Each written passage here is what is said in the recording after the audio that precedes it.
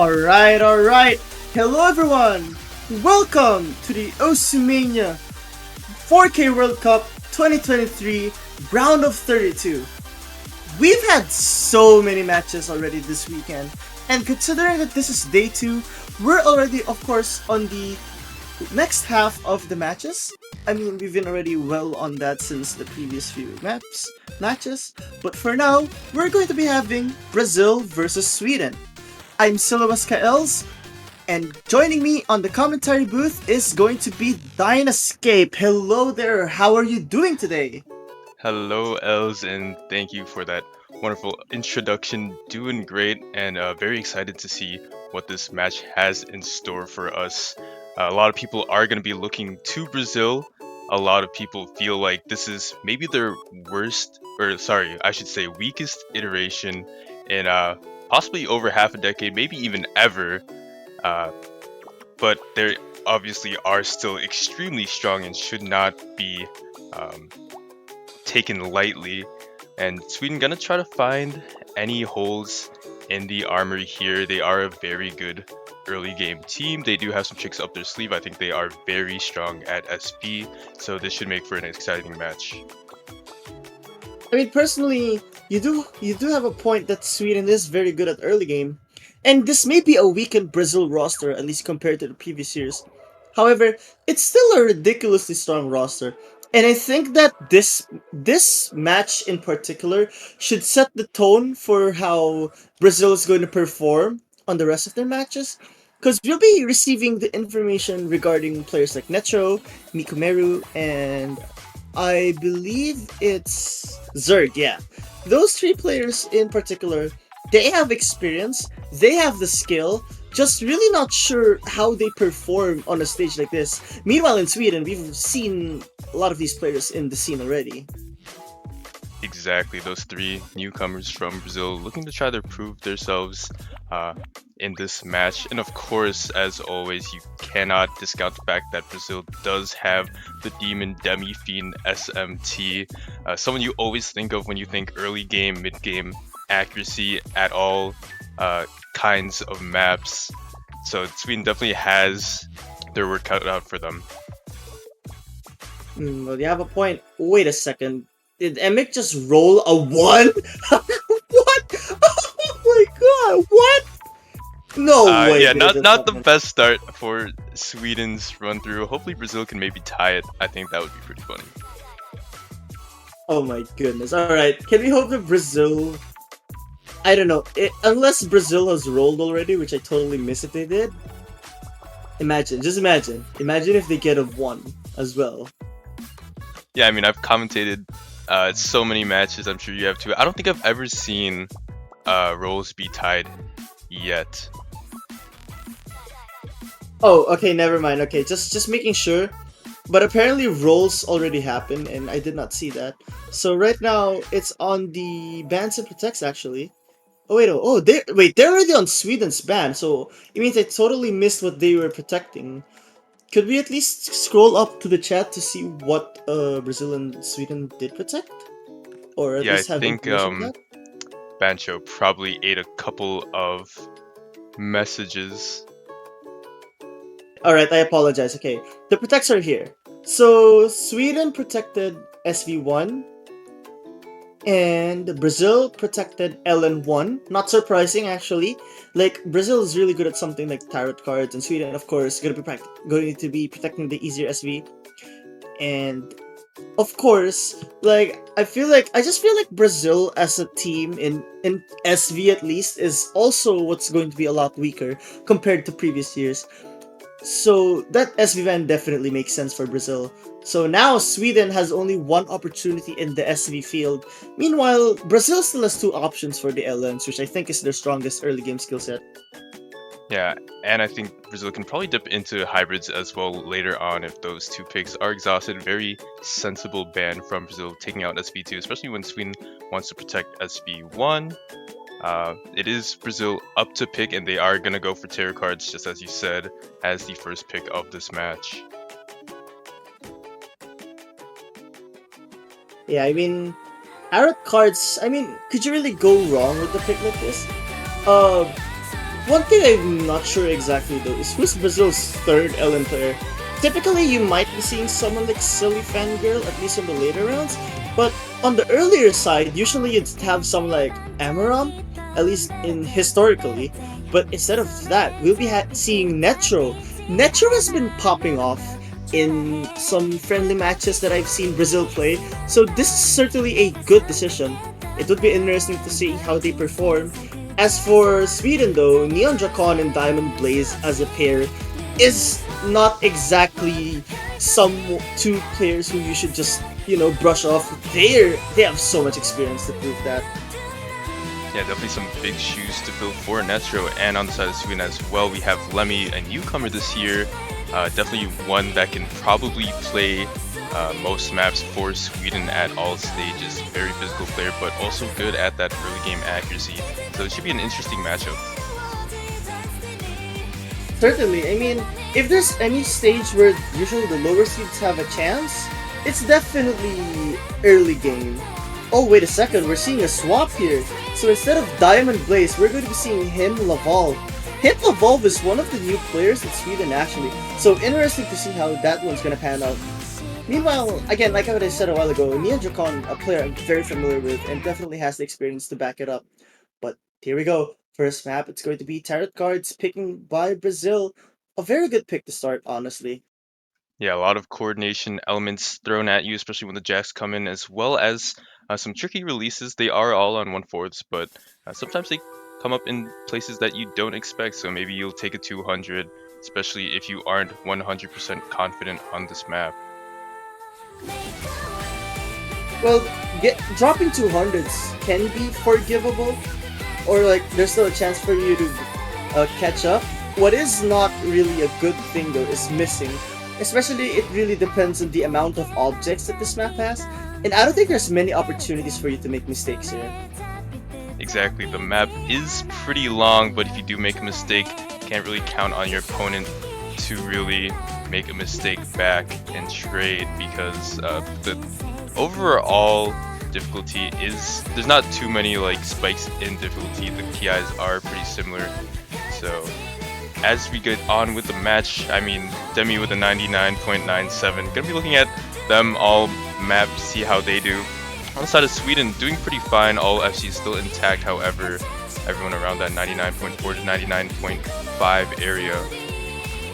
Not surprised with how Demifiend is performing right now. This battle between everyone has been really consistent, if you ask me. Like, they all are not exactly too far behind. At least if you were to compare the Brazil teammate to each other and the Sweden teammate to each other, they both have a very balanced team. It's just Brazil's ceiling is much higher right now. And considering the patterns here, especially with what we're seeing with the long notes and whatnot, it's going to be really hard to gain some traction to go back up.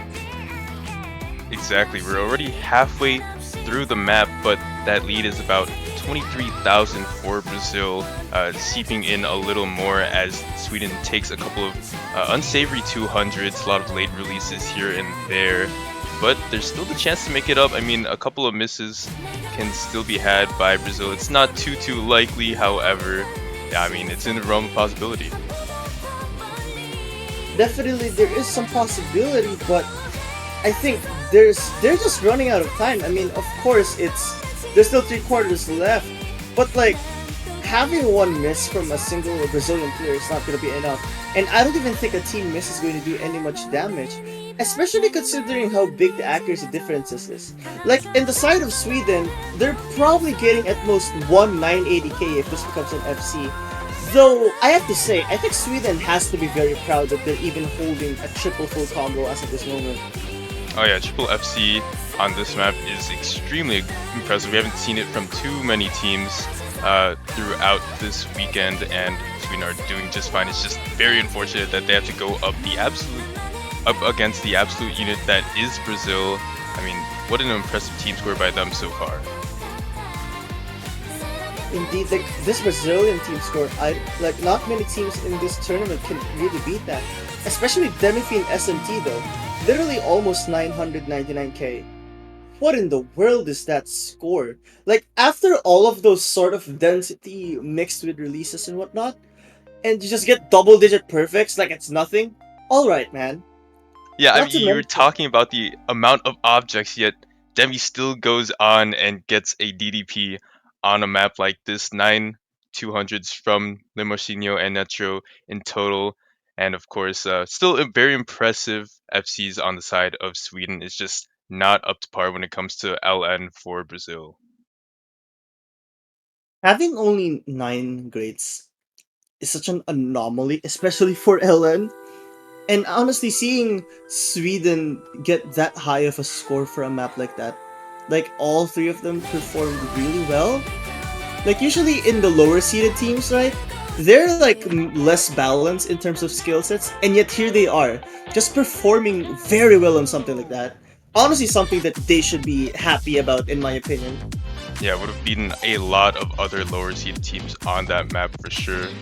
Definitely a strong early game team Sweden is, and firing off right back with their own protect. They are gonna go with OMG. Well, now I do know Brazil for being as strong as a player, although I think this year might just be something that they might not be that proficient on, at least compared to back then. Wait a second. We're seeing Emic on the Brazilian side, even though they should be on Sweden. Yeah, I got a sleeper agent in Emic trying to hop in for Team Brazil. I think they are going to be playing for Sweden, of course. Diamond Blaze and Neon Dragon, as you said, a very good duo, especially when it comes to SB. For Brazil on the side of them so far, we've got Limarcinho and Demi. Not sure who their third is going to be. I I'm think it might be predicting Zerg, Nick. yeah. There we Okay, go. there we go. Alright, so we have Emic, Diamond Blaze, and Yanjakon. Demifine, Lemarcinho, and Zerg. I mean, Lemarcinho and Demifine are very good SB players on their own. I just have no idea about Zerg. Although Sweden as a unit should be able to hold this Brazilian team off. Although I wouldn't be surprised if the ratio advantage, like the way I see it is, at least in terms of ratio advantage, Brazil definitely has some sort of edge. So I won't be surprised if they'll be able to utilize that to their advantage. But let's see first. Yeah, it might be something where like the Brazilian team has lower 300s in total, but maybe more 200s, and that might be the difference that it makes for Sweden to take this point. Otherwise, we're gonna have to see. I mean, I do expect Sweden to probably take the point on this, but of course, it's always gonna be a big contest, and taking a miss at any point in this map probably spells doom for your team. That's fair. I mean, honestly, here we go. This first, okay, no one gets a 200 there. Very impressive. Goes to show that both teams were preparing in general. That's honestly a good sign to start. But oh, wait a second, Zerg actually dropping some accuracy there. That is probably going to hurt their chances. But Sweden right now is actually lower than the top two of Brazil. Yeah, I think everyone did pretty well on that first slowdown section, and especially like what you said, that first jump that you have to hit can be pretty tricky. You really do have to listen to the audio for that. And as we can expect, Demi and Marcinho doing very well, 99.8. However, in general, I think Sweden is maybe probably the better unit. I mean, it's hard to tell right now. Brazil does have such a slight lead, but I expect with the as we get deeper into the map, I think they've practiced this a lot, and Sweden might be able to take that lead back. Yeah, the difference here between Emic and Zerg is definitely helping. I think Sweden actually, because Limarcinho is dropping some accuracy here, while Diamond Blaze and Neon Dracon are slowly matching that. It's really Demifine's advantage over everyone else that's giving Brazil some hope for them to take this. Though it's really close, Zerg has to increase that accuracy fast, and so does Emic really. There's some triplets here that could really confuse. That's the one I was talking about, but it doesn't affect anyone. Yeah, no one swayed by those tricky triplets. It's really just a battle of Demi and Marcinho versus Neon Dracon and Diamond Blaze, and then of course Emic and Zerg duking it out. Zerg has increased their accuracy, but these little stutters and teleports do get way more aggressive in this back half here. Indeed, I mean, now the difference between Emic and Zerg is essentially non-existent. Diamond Blaze has the advantage over Limarcinho, but Neandercon is still a little bit behind Demifine, which is giving Brazil the advantage that they really needed. But okay, this slow jump is still not affecting anyone. But wait, that's a 200 from Zerg! That could change everything! Yeah, I think Marcinho also picking up a 200, a lot of 300s coming out in general as well for the Brazilian team, and that really shows in the lead that Sweden has gotten at this point. Zerg actually taking a couple of nasty early 200s, and the lead has grown into 5,000 for Sweden as this map tries to close out. Not too many tricky parts left. That was a very dangerous 200 from Zerg. Meanwhile, on the Swedish side, all three players still consistent. Limarcinho also dropping some 200s and even 300s, I think. Unfortunate, but it is what it is. I think Sweden is gonna take it. That should do it. They take their first point on the SV. Very impressive work. Demifiend ultimately MVPing the whole lobby. Even if Diamond Blaze had the best ratio, those two 200s unfortunately dropped their accuracy. But that's about it. You did make a point about whoever gets the lower 200 count is gonna win, and Sweden did exactly that. 2-1-1, very impressive spread. Yeah, just really unfortunate couple of late drops by Zerg. We saw in the back half them take maybe like 4 or 5 of those A200s and probably cost Brazil the point, unfortunately. But you can't really blame them. I mean, Sweden is such a good unit when it comes to SV, like we said. Silver lining is that there are no more SV maps available for Sweden to pick, so Brazil doesn't have to worry about that. It is fair, but think of it this way: the SV pick isn't. I personally think at least. I think the SV pick isn't the only pick that they're going to be comfortable with. I feel like something like maybe even Water Lily could be comfortable for them, or Cybernetics. Though to be fair, Brazil does have some of the strongest scores in the hybrid department. I'm just really concerned about the Rice though. Like, who's going to spearhead that for Brazil? And honestly, I can say the same for Sweden. Yeah, it is a bit daunting for Sweden to try to pick into the rice pool. It might even be a trap. Not sure what route they're going to opt for. It is Brazil's turn to pick right now. However, Sweden has some thinking to do because their protect is gone. Well, here we go. It's going to be Hajimete Shimasho. I mean, this is a speed pick. I think it makes a lot of sense, but I would think that Emic is a pretty decent speed player. Well, as I say that, it looks like they're actually going to be leaving the lobby. So we're going to be having Lemmy. I'm expecting the lineup from Sweden maybe to be Lemmy, maybe Parinya, though it could be Lemmy, Diamond, Blaze, Nyanjakon. That could work. And as for Brazil, I'm expecting someone like Miku Meru to come in. Oh wait, no, instead we're seeing Netro in here. They're really interesting picks. We are going to see Lemmy again for Sweden when it is a non-SV map, and Necho coming in, making their debut for MWC. And what a map to make it on. This GA map is very, very dangerous and has a lot of silly two-handed trills with the cord anchors. Yeah, some anchors here are really easy to mess up. And the hard part is that those anchors are very long, especially the trills. If you start off on the wrong foot, you can find yourself taking a lot of damage in terms of accuracy. That's fair. And yeah, here's what I was talking about. Miku Meru in Brazil. I'm not surprised to see that. This is definitely the lineup for Brazil. Although I was expecting Silly Fangirl even to play something like this. Yeah, I would have too.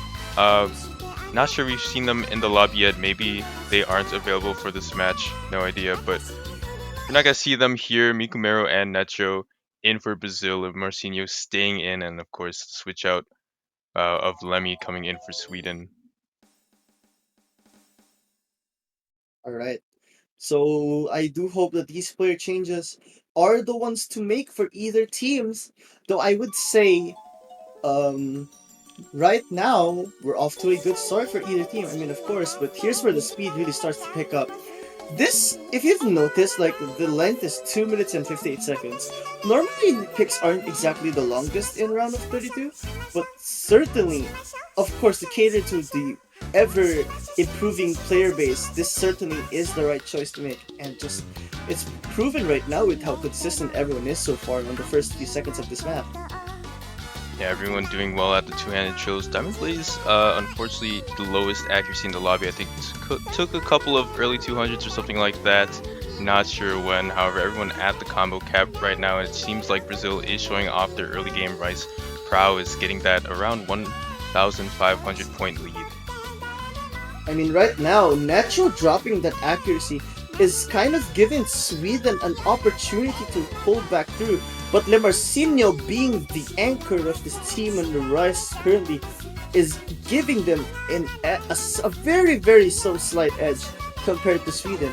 Like, look at this consistency that the Swedish this team has right now. Exactly, they're still putting up a very good fight as we try to get into this back half of the map. These stream sections aren't crazy long, they're always broken up by different rice tactics, and they are 6, so it does top out in about 264 BPM. But again, I mean, Brazil is just doing really well. I think it has increased their lead since that first third of the map. Now it's hanging at around 4,000. Definitely helped by the fact that Diamond Blaze does take the first miss of this map. I'd like to add that I think it was mainly increasing due to how longer it's been, but it seems like Brazil is actually sort of dropping that accuracy. That one miss from Diamond Blaze is not exactly the worst, it's actually very clean in fact. So if Brazil finds a drop or two, I think this lead could easily switch back. Yeah, I think at about this point we'd need something like 2 drops from 2 different players. Doesn't seem too likely in this last fourth of the map, but it can still happen. Netro and Mikamero at around that low 99.8, matched by Lemmy. However, Marcinho is doing a lot of the heavy lifting here, as Mikamura actually takes a drop. So I mean, one more and maybe Sweden can take this map. Well, Sweden has to hope that Brazil finds another drop. Like, it's pulling closer towards Sweden, but I don't know if there's enough time. Netro has to find a drop if Sweden even wants a chance, and it doesn't look like that's going to happen. The fact that Sweden's able to match Brazil's consistency in maps like this, I think this has got to give Brazil a little bit of a scare. What is the score from Sweden? 2968 is very good. Oh my goodness, so there's only one v1SS in this lobby, and it had to come from Sweden. Lemmy with a very impressive score, though that was so close to call. Yeah, crazy score by Lemmy. I think Marcinho topping out the lobby with that better MA, better 300 count. But again, just a very good score by Sweden. Matches the amount of misses by Brazil, 1 on each side. It's just that accuracy was there for Brazil. Sweden should be very, very proud of that score. Again, just like on the other map that was picked, Tarot Cards, they would have beaten a lot of other lower seeded teams in this tournament with that team score. Oh, most definitely they would have beaten so many. Like, that just goes to show that their consistency has been really, really improving over the past few years. Oh, they're going for Wood Cheetah, which is going to be Hawatari Nyoka Senti. Yeah, Rice 5 immediately picked by Sweden. Shortest map in the pool, but it is definitely not sweet. It's got a lot of abrasive mixed rice and techie elements to it, and not too many objects in the map either if you do take a miss during those abrasive sections. Definitely gonna hurt the score by a lot because there's a big chance you can't get back up to combo cap. Well, that is fair.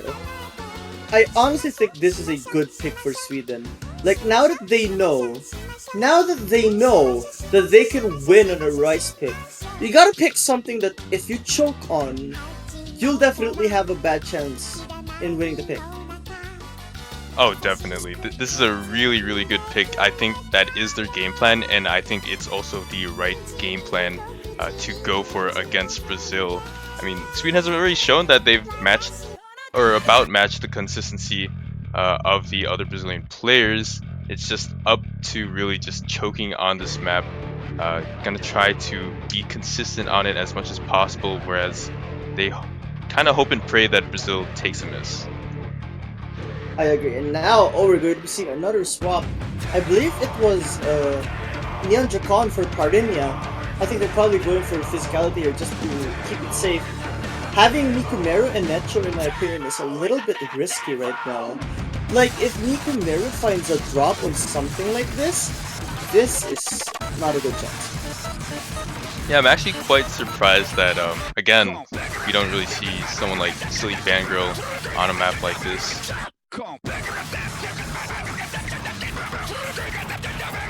I don't know, it's just Sweden has been performing amazing. Wait a minute. So, a more interesting swap is swapping out Le Marcinho for Demi-Fiend. Very interesting tactic here. I think Brazil is going for the overall accuracy instead of consistency, but Demi should be able to full combo this without any problems.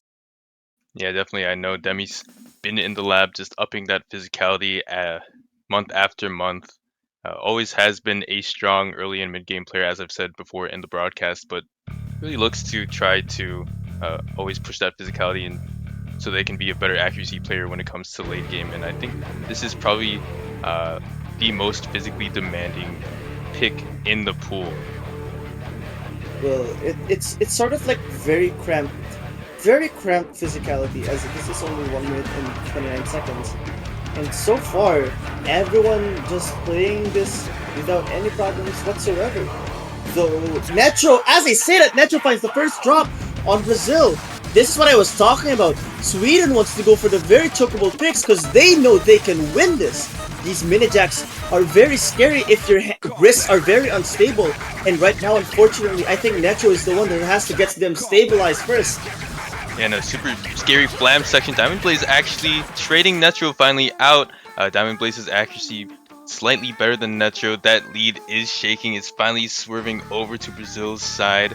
And that's definitely helped by the fact that Demi has a 99.94, unmatched by anyone else in Sweden. And here we go. Here's the chord jacks.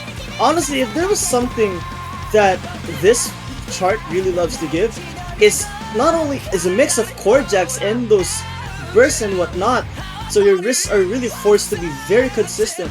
Here we go! And not to mention, Parina dropping some accuracy in that section certainly helps Brazil's lead. This part is no joke though, however. And that should do it. Brazil takes the point, but that was a scary one. It could have easily went to Sweden. Actually, looking at the accuracies and whatnot, if Diamond Blaze FC this would have been a 993. So that would have been a 2k advantage to Sweden, which would have given them the point. Yeah, super unfortunate drop by Diamond Blaze, but arguably is gonna find it at maybe the hardest section in the map. Those flams are very scary. It's hard to coordinate them. Netro definitely saved by that early drop. I think they hit it before the combo cap, so it dealt less damage than Diamond Blaze overall. That was still a great attempt from Sweden though. Have to be very proud of that. Yeah, again, just really have to hammer in the fact that Sweden is getting some really good team scores overall. Just have to remind everyone that they are the 20th seed. I mean, they were pretty close to elimination, not even making it to this bracket stage, but for them to field the squad and do this well in the round of 32 is amazing.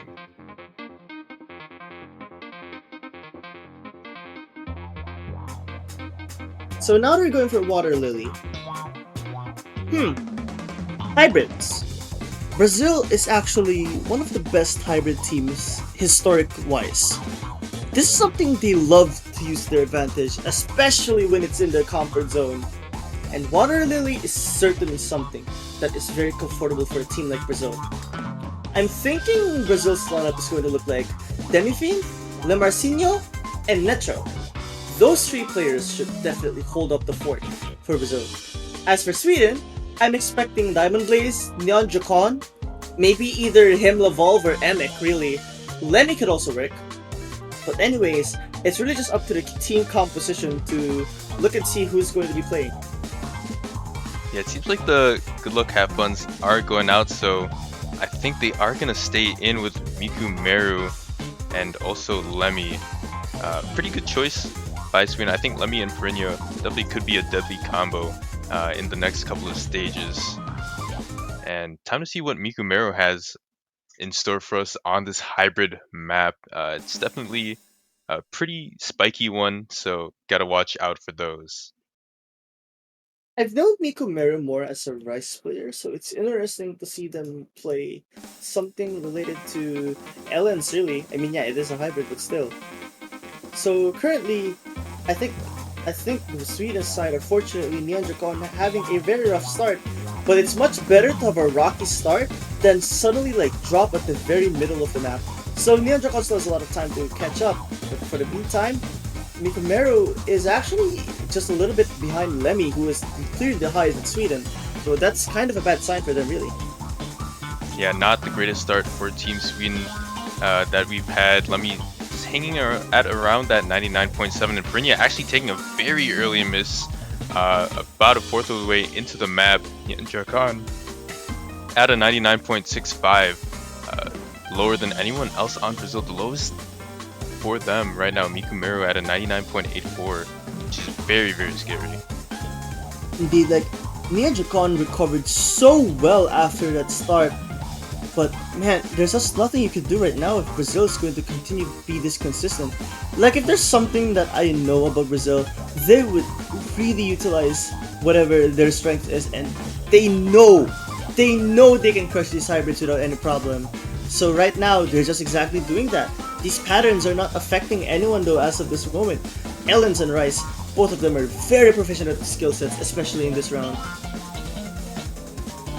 Yeah, I mean, you've said it, Neon Drakan has done very, very well after that drop, but it seems like Perinia just really can't find that accuracy. A lot of 200s, a lot of 300s coming out of them. There's not too much in this map left, and that lead is very, very large for Brazil, about 28,000. Probably the largest that we've seen in quite a while for them. Demi absolutely crushing it right now with a 99.94, and of course the supporting roles, Mikumeru and the Marcinho, doing great on this map as well. Yeah, I mean, Sweden is also doing a great job. Like, this isn't exactly the easiest map to be consistent on, and yet they're just killing it. 99.6 all across the board. 2955 is not exactly a shabby score, but 2987 on the other hand. 2v1 double S on the side of Brazil. In fact, their 200 count as a team is like lower than the overall Sweden side. But wow, did both teams do good in this map? Yeah, you definitely said it there. I mean, Lemmy and Drakan almost getting a 990 each. It's an unfortunate accuracy drop from Perinia. Definitely didn't help there in Brazil securing their 4th point. So now we're at match point. It is Sweden's pick, but they've got to tread carefully. Yeah, that's fair. Oh, they're going for Poppy. Okay, that's also a good pick in my opinion. But, like, I forgot to say it. I think Debbie got like 102 perfects on that. Like, how? How are teams even able to do this? The mere fact that their ratio is just off the charts just goes to show how Demi is really ahead of so many people in this tournament. Yeah, I'm just shaking my head right now. Almost DDPing that map is crazy, and with Sweden's pick in Poppy, it should be interesting to note that this might be the first time that we have the K-pop sweep, all 3 K-pop songs chosen in a match. Oh yeah, you're right. Wait. Oh yeah, in our match, only Poppy and OMG were picked and not tarot cards. Actually, this probably is the first. I think so. I mean, usually when people look for bans, I think they've gone for OMG a lot. And I've seen a Poppy ban as well before, so this might be the first time. Excited to see that, and excited to see Sweden try to get this point, secure the 2nd point, and like stave off Brazil from winning this match.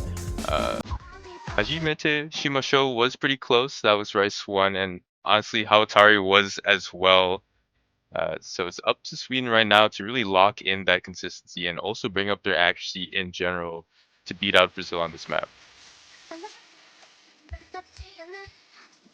Well, the thing about that is like I don't know, Poppy is just it's a very technical map, so I can see why they want to choose this.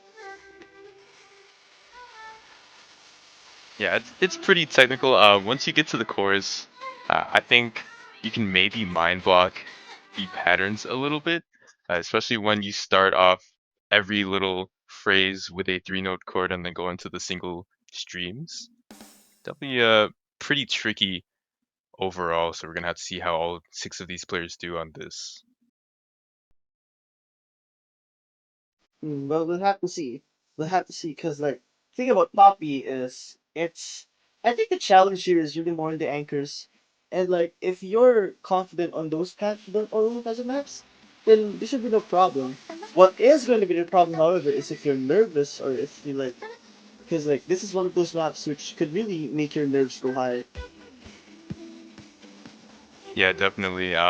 Feels like at every part of this map you can take a random miss or something like that. Yadrikon actually getting two 200s at the start of the map. I think it might have been the first couple of notes, so that's gonna help Brazil get this early lead of about 3,000. Shouldn't matter too much, and now this is where things really start to get shaky. Those anchors could really make it up, and I did see a couple of corners from Neon Japan, and Diamond Boy is actually finding the misses. Very unfortunate. Just really couldn't hold it together, but their accuracy is still up there, so it's very clean. Yeah, it was pretty clean. Again, that section that we just passed through was pretty tricky. Diamond still over Neandercon's accuracy, but that score differential is going to go and help Brazil.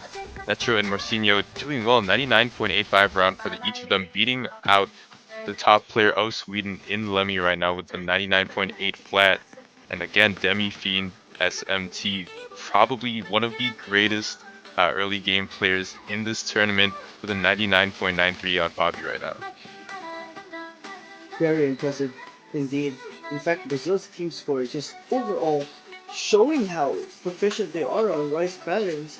No issue whatsoever. I did see, I think I won a 200 from Neymar Senior though. It shouldn't be too much of an issue. Look at Sweden's balance though, not like 99.777. The fact that this is a score that's going to be losing, potentially losing a point is crazy to me. Like this is usually a team score that has a good chance of winning something, you know? Yeah, I mean, Sweden is just such a good, like, they always put out such a good trio score in general, but Brazil just overtaking them and showing that they are the more complete and better squad. They're going to take this match 5-1 after beating out Sweden on this map by about 17,000 points. That was a very good match in general. Like both teams were great. It may have been a 5-1, but this could have easily went to Sweden for a couple of maps in my opinion. Very good job, really. Yeah, it just is really a shame if Sweden had placed better in qualifiers. I really do think that they probably could have made the biggest upset in the round of 32 ever. They really could have, but again, it's just unfortunate as who they had to face. Yeah, that is gonna do it for us though. If you did like this match, make sure to check out our secondary channel, Osu Live _2. Peru versus France is going on there right now. France is up 4-1. That's casted by Toph and Mashed Potato. So go and give Peru your energy for that good comeback. Or if you don't want to do that, stick around because we have another match at the top of the next hour. That's going to be Canada versus Italy. And of course, we have a full block until the showcase at 21 UTC. But that's going to do it for us for now. How's any other last remarks? I mean, I don't really have much remarks other than congrats to both teams. No one's eliminated yet, as there's still the losers bracket. So don't be discouraged if whatever happens. They just perform really well, and as long as they keep it up, they'll be able to make some noise in the losers bracket, and you definitely don't want to miss that. But for now, stay tuned. Don't forget to watch the stream on OsuLive_2, and please just have a good day, or whatever time it is. Bye.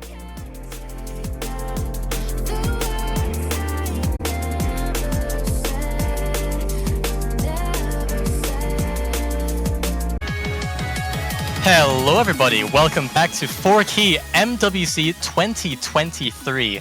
In today's match we have Canada versus Italy. Definitely going to be a close match for sure, I would hope. Today I am joined here by Sunapple. How are you doing?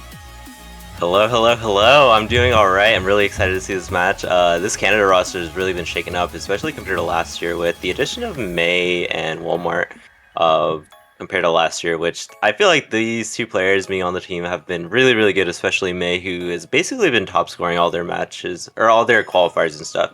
And then also this Italy team is also quite good, especially on the Rice side with Very here, who's really well known for being good at Rice and just basically any kind of Rice skill set that they want to play.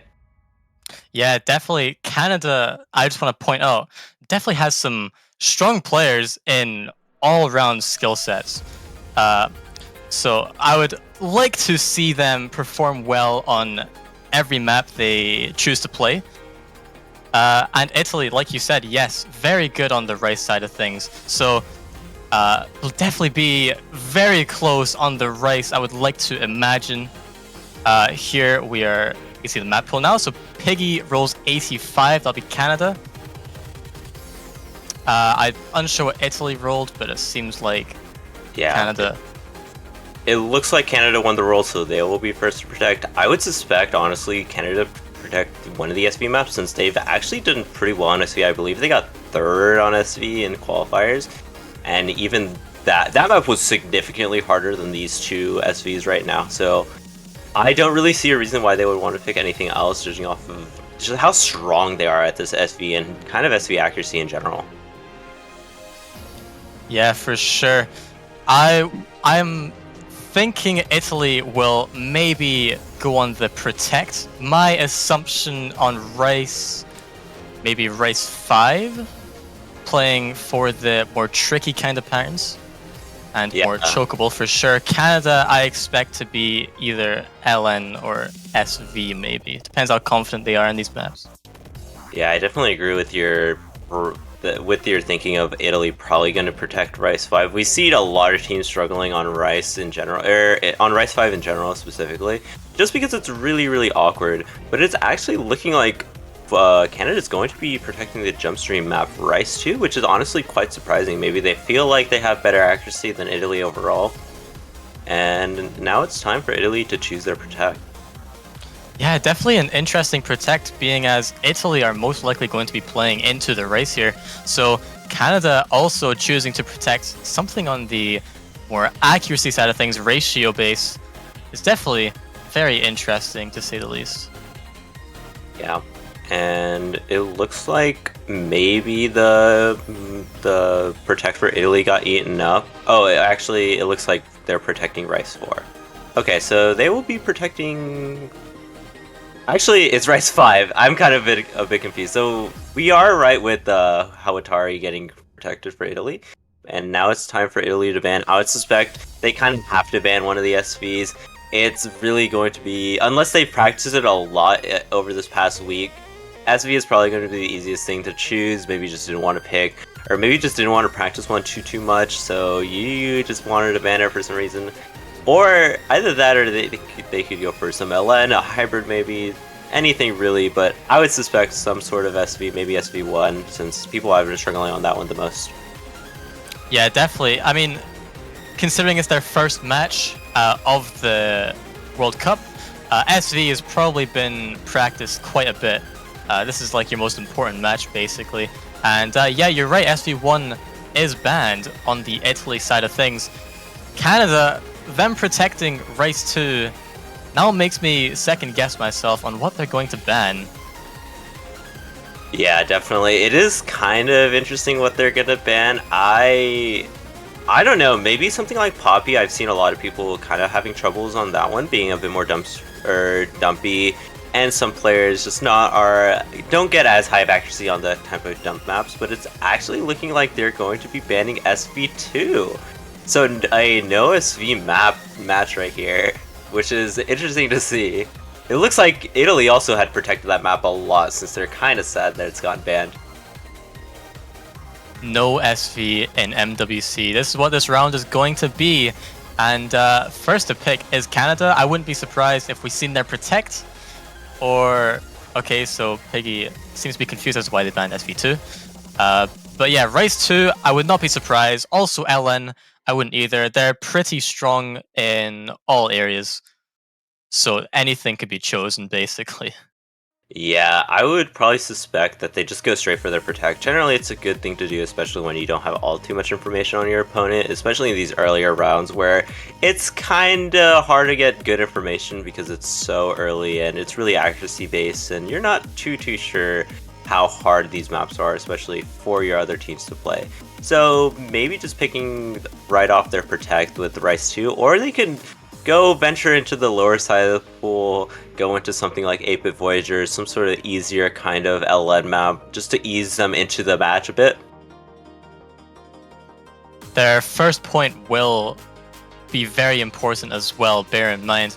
If they choose to go with their Protect Rice 2, and bear in mind, I think it was a risky choice, considering Italy will most likely be playing into the Rice. If they do choose to pick that map, and then they lose, they will give the breakpoint off to Italy, and it will be their pick. So potentially be 0-2 if they do not play their cards correct here. Yeah, that's very true, especially considering how it's first to 5, and really one breakpoint can cause a very difficult... It'll be really hard to get back into the match, especially when your morale's a bit low, you're not sure whether you're picking the right maps and stuff, especially if you lose your first point. Really, that just throws everything out the window that you've been preparing for, since you're really not sure what you're strong at, what they're strong at, and it's difficult to be able to know what really you need to pick next, and it can cause a lot of mispicks later on in the match. And it's looking like they will be picking Rice 5, and they're going straight off for Italy's Protect, actually. This is definitely a interesting choice from Canada here. If they lose this point, they're going to look like fools, I can assure you that. Yeah, that is definitely true, and it is possible for either of these teams to miss, because this map is very hard. We saw so many good players already miss on this. I know at least 1 or 2 players on US did miss on this, and they're a well-known Rice team. So I wouldn't be surprised if we see not too high scores, especially considering this is probably the hardest Rice map in the entire round of 32 pool. So on Canada's side of things, it looks like it'll be Best Fast, Dale 940, and May 0149, who I'll just refer to as May. Okay, so yeah, Best Fast is not on Canada. Best Fast is on Italy. So here we go. Piggy, Dale, May versus Very, Best Fast, and Kiraz. These are some pretty strong lineups overall, to be honest.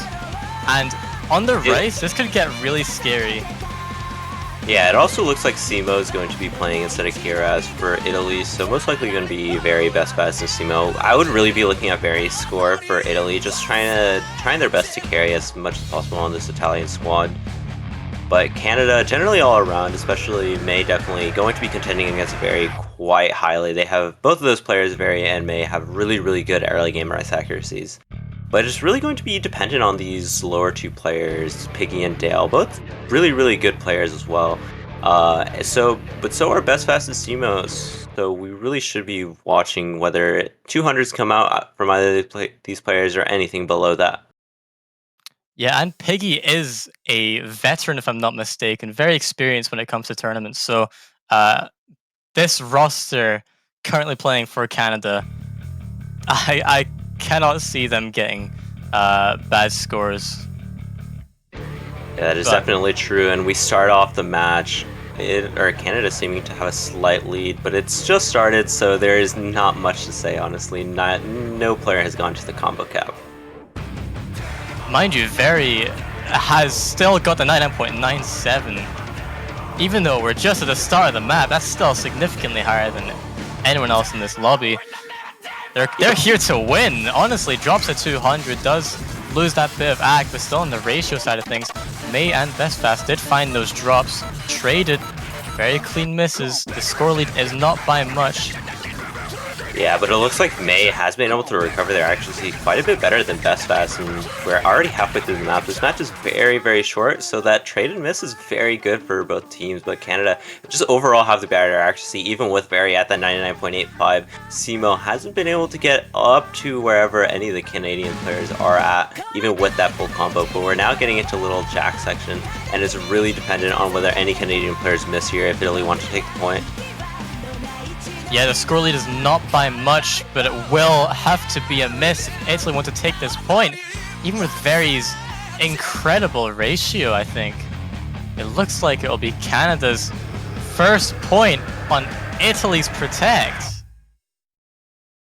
There we go, and that is it. Canada will go up 1-0.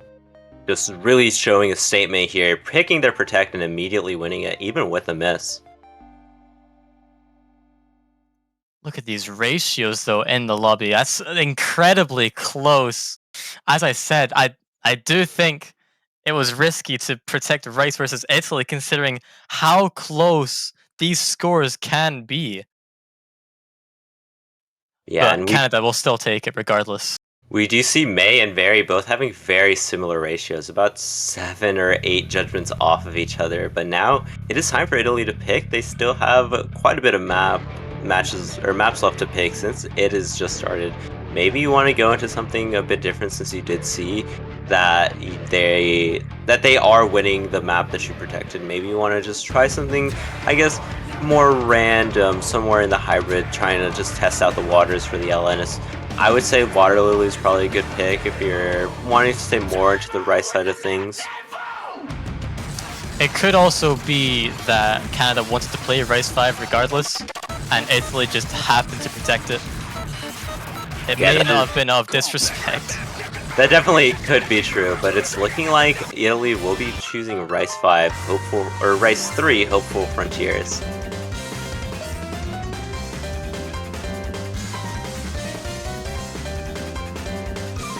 So Rice 3, this will be somewhat tech mini-jacky kind of file. Definitely chokeable, as all maps are when you're playing at this caliber. But still, Rice map versus Canada, they still have that chance to win. All it takes is one miss. And I mean, if Bestfast didn't even miss in that last match, they could have taken the first point. That would have been their breakpoint. Yeah, and it looks like it was kind of a settings issue for Bestfast. Maybe they said that they had their leaderboard on accidentally, so they definitely had the chance to take that point. But now we will be going on to our second pick, Hopeful Frontier, Rice 2. And this is going to be Italy's pick. It's really important that they are able to take this map, since if not, it will be a breakpoint, and so early on is kind of devastating. And just starting off, all players at this 99%, very, very close to each other, and it's not looking like anyone has a direct lead immediately.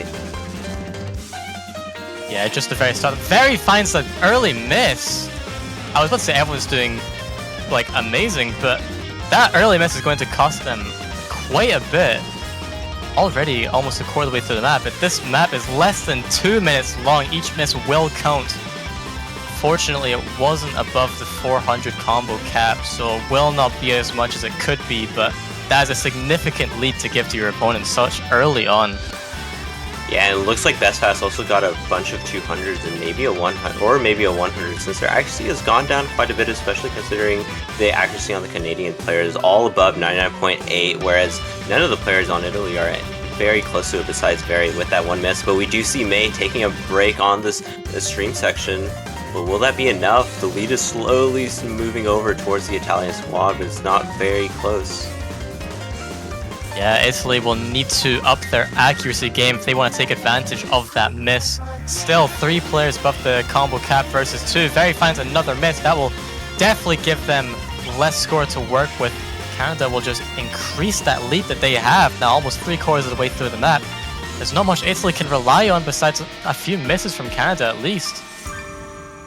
Yeah, if two of the players on Canada do take breaks, if Piggy and Dale lose their full combos, it can't be a chance, but going into the last quarter of the map, it's not looking that great, especially considering the accuracy on Italy.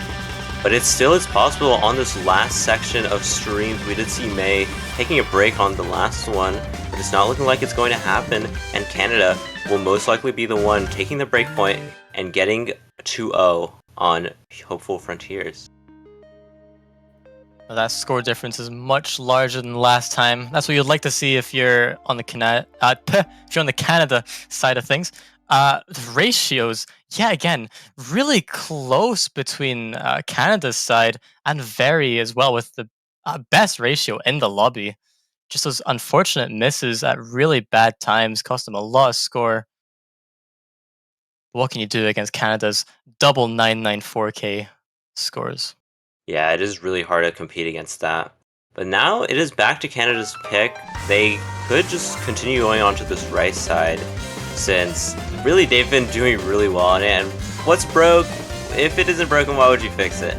So something like Rice 1, I know Rice 1 has been very, very popular on a lot of teams to pick, or maybe they go for their Protect in Rice 2 right now, since that is generally just an easy thing to pick right off the bat, especially going off of the tech map. And also especially seeing the triple ratios beat two of the other players in the enemy team, so that might be a deciding factor when going into Race 2. Do you have the ratio advantage?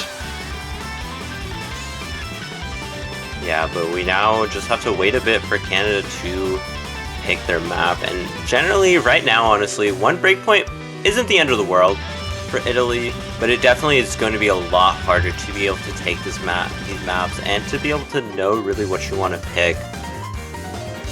I agree, there are definitely some other maps that are more chokeable than that one, so Italy can still just take some points. And if they don't even want to play maps that are that chokeable, they can play for combo and accuracy on other maps. Yep, and it's looking like we will be picking our last tech map in Poppy here. And this is quite dumpy, so another place where a lot of players can miss on, and it's looking like we will be shaking up the roster for Canada, moving Walmart in for Piggy here. But all the Italian players will stay in, it seems. This appears to be their Rice squad. Walmart hops out. Maybe just here to say hi. Maybe Peggy will come back in. That's what I assume will happen. Unless maybe just rejoin the lobby. But Poppy definitely can be chokeable with the awkward trills on both hands.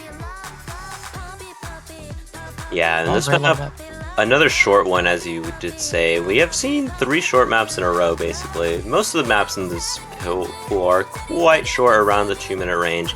But that really just means that misses can be quite brutal, especially in any of those charts, because they have not as high of combo as the other charts. So because of it, it's a lot harder to get back to that combo cap once you do miss. Alright, all players are ready. We are getting into the 3rd map. And hopefully we don't see as many chokes as before. We get a clean round here. But anything can happen. The amount of pressure and nerves that these players might be under. Definitely hard to match some of your scores that you get offline while practicing. Yep, and really, I want to see how many people are going to be 100%ing this intro. It's looking like it will just be Barry and Dale for now. And yeah, it looks like it was just Barry and Dale. But with that being said, Canada's doing a bit better on that intro, but we're now actually getting into the map. Just having a slight lead, but it's flickering basically. Perry was at the 100% for quite a while there, still hanging out at 99.98%. The ratio is really strong with Very here at the intro. But this is the build-up for the main part of the map. Misses can happen at this next section. It's awkward to hit. Yeah, and we've been seeing Italy having really good accuracy at the start of the map, but struggling a bit more as soon as the map actually starts. And we're not seeing that as much of that right now. All the players being very, very consistent. nobody really taking too many 200s, mainly just off of pure 300 ratio count. Yeah, being as this map is so short, we're already at the halfway mark, and this is the first part of the map. Canada, with less than a 3,000 score lead here, still even a few 200s from Canada's side can lower that skill gap, score gap, not skill gap, and Italy might. There's still hope here. Dale does find that miss, gives the score lead over to Italy. All they need to do is full combo the rest of the map. That might be enough. Being under the 400 combo cap will definitely be detrimental for Italy to take this point. Yeah, that lead was 3,000 points in favor of Canada before, but as soon as Dale missed, that immediately swung in, and it's just expanding so quickly right now. It's at around that 6,000 points advantage for Italy. It's really on best fast to be able to FC the rest of the map, and we're only seeing a bit left. And as long as no misses come out, it's looking like it'll be good for Italy. This is definitely so close. Only 4,000 points of difference here. I don't think it's enough time to win on accuracy alone. It will need to be a miss. And we don't see what Italy will take their first point. There we go. Back-to-back breakpoints. Very with that double-digit 200 or 300 count. Very, very good for that Italian squad. That has been helping them out quite a bit, being able to combat May. But Dale having that one miss is really detrimental for them. And really, Italy are back in it. They have to pick. They have the pick now, and they can pick another decently chokeable map in Water Lily, which we've seen a lot of players do taking misses on that map, especially on the mini jacks. Winning on that breakpoint as well, that's definitely something that you'd really hope for if you're rooting for Italy. That gives them the pick now and the potential to tie up a 2-2. Yep, and now it's just time for Italy to wait, or for Italy to pick. And I personally would like to see Water Lily, but honestly, either one of the rice maps do seem interesting. Maybe going for just pure. I feel like pure AC isn't that great of an idea for Italy, judging off of how you have slightly worse accuracy compared to the Canadian squad. So maybe not something like Little God Channel, which is very consistency based. But maybe you want to go for Hajime Shimasho, hoping for a miss on those really weird dump streams. I agree with that decision. Race 1 might be the best option for Italy here, unless they feel confident on either the hybrids or LNs, but it will be Race 1 getting chosen. And just to note, Canada did protect Race 2, and that will be the last race map to be chosen, if chosen at all. Yep, and now we see a decently longer map at around 2 minutes, at around 3 minutes, and this is very, very streamy, so it'll be very important for people not to take any 200s, since that generally, if you take a 200 on this map, it'll be very, very dirty.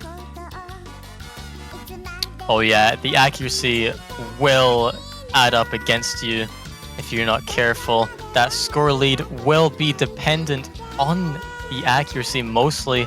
Misses might not play as much of a role, being as this map is almost 3 minutes long, much longer than anything else we've seen so far, I believe. But they will still matter nonetheless. Yeah, that is true.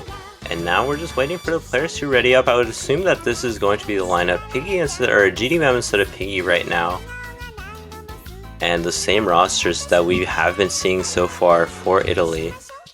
And the MP Star Command has gone out, so we will be getting into this match. Is this GDMM's first map? I believe so. So we'll see them come in for the first time, maybe here to set up a performance. Yep, but we still can see misses on these maps as we have been seeing, and I think every single map so far hasn't had 6-way full combos, actually. Now, I don't know if this map would be classed easier than any other maps we've seen so far, so we might see some chokes, and the accuracy from that intro alone is still very close between both teams. Best Fast did, I see, drop a 200 there. These will add up as the map goes on. Yeah, but this lead is still very close, just under 2,000 points, and we're a fourth of the way through. That doesn't mean all too much, honestly, especially considering there's a bit longer streams later on, and GDM is taking a break, and that just moves the lead straight to Italy, and another one coming out, not too far ahead, but Best Pass also trading it right back.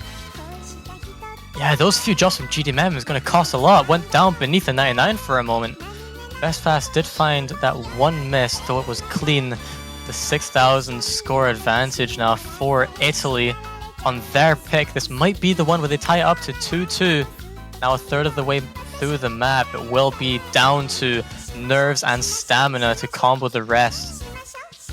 Also very out here with the 99.95% accuracy is really helping out that squad quite a bit above both the players, Dale and May, who both have a 99.89. Yeah, this is so close. GDM's misses cost them a lot, but they have brought it down to now 3,000 points of difference halfway through the map. 3,000 points is not a lot to recover from, especially if you maintain the good accuracy and ratio. Yeah, and we're now getting into this Rice section, this stream, and the lead is so small, honestly. 200s from any of the players on Italy can help the lead move in favor of Canada, even with those misses from GDM. Since those misses work in quite close proximity, so it's not like they were really too big of a deal, but another one comes out from GDM, and that's so bad. Yeah, that miss, that's the one thing you don't want to see. Does drop a little bit of accuracy afterwards as well. This is now an 8,000 score advantage for Italy. This is the most we've seen so far. Oh, but Best Fast finds that miss in return. That will cost them a lot of points. This is definitely winnable for Canada. Now only down to 4,000. Lead Very also finds that miss. That miss on Very is so bad. We're going to need to see another miss from Canada if Italy want to be able to take this point. And it's only a sliver of the map left. There's still definitely enough time for GDM or Dale or May to take a miss, but it's not looking like that's going to happen. And the lead has just been slowly increasing in favor of Canada right now. That happened right at the very end of the map. Oh my goodness. Italy was winning by almost 10,000 points, and those two misses, one from Best Fast, one from Very, that really cost them that point. Oh my, that was so close. My god, if like any player really didn't take one miss, they could have switched the lead immediately for either squad, honestly. But now it's Canada taking another breakpoint. It's 3-1 so far. Canada still has their Rice to protect right in their back pocket if they want to take it, moving it up to match point. Though we did see Italy take the breakpoint on Hopeful Frontier, so there is, or on Poppy I should say. So there is still a chance for Italy to come back and really make this a fourth breakpoint in a row, since I believe that last one made it 3. Yeah, I expect Canada to pick their Protect Now Rice 2, being as they seem quite confident with their ratios so far. So it should be in their best interest, in my opinion, I expect. Yeah, that is definitely true. Or maybe they could go into the lower categories just a bit, not just play some Rice, maybe having a bit more, just playing another skill set that they haven't already played. But honestly, I would suspect Canada, they not necessarily needing to pick something that's like really dire, but you know, Little God Channel is always just a good pick for them, since they have been doing quite well on Rice, and their consistency, I guess so far their consistency hasn't been that great, since every player basically has taken a miss so far on any of the maps basically. Yeah, and the fact that we have played 4 Rice maps, now this is going to be our 5th, Rice 2 is chosen.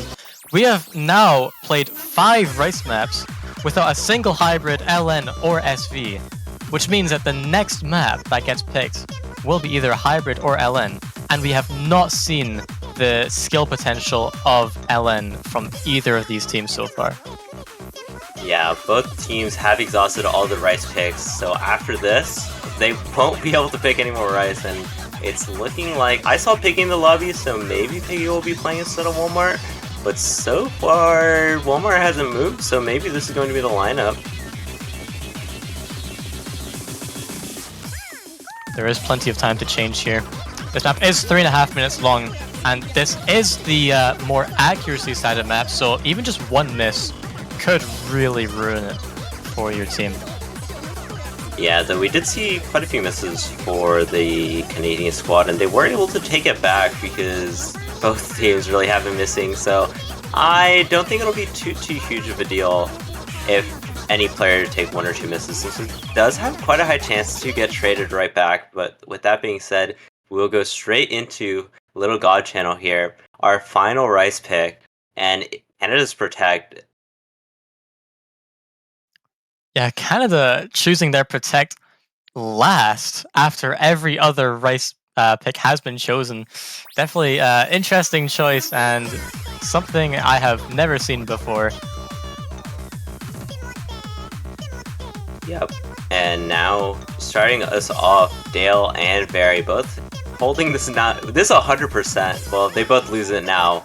But still, accuracies across the board, very, very close.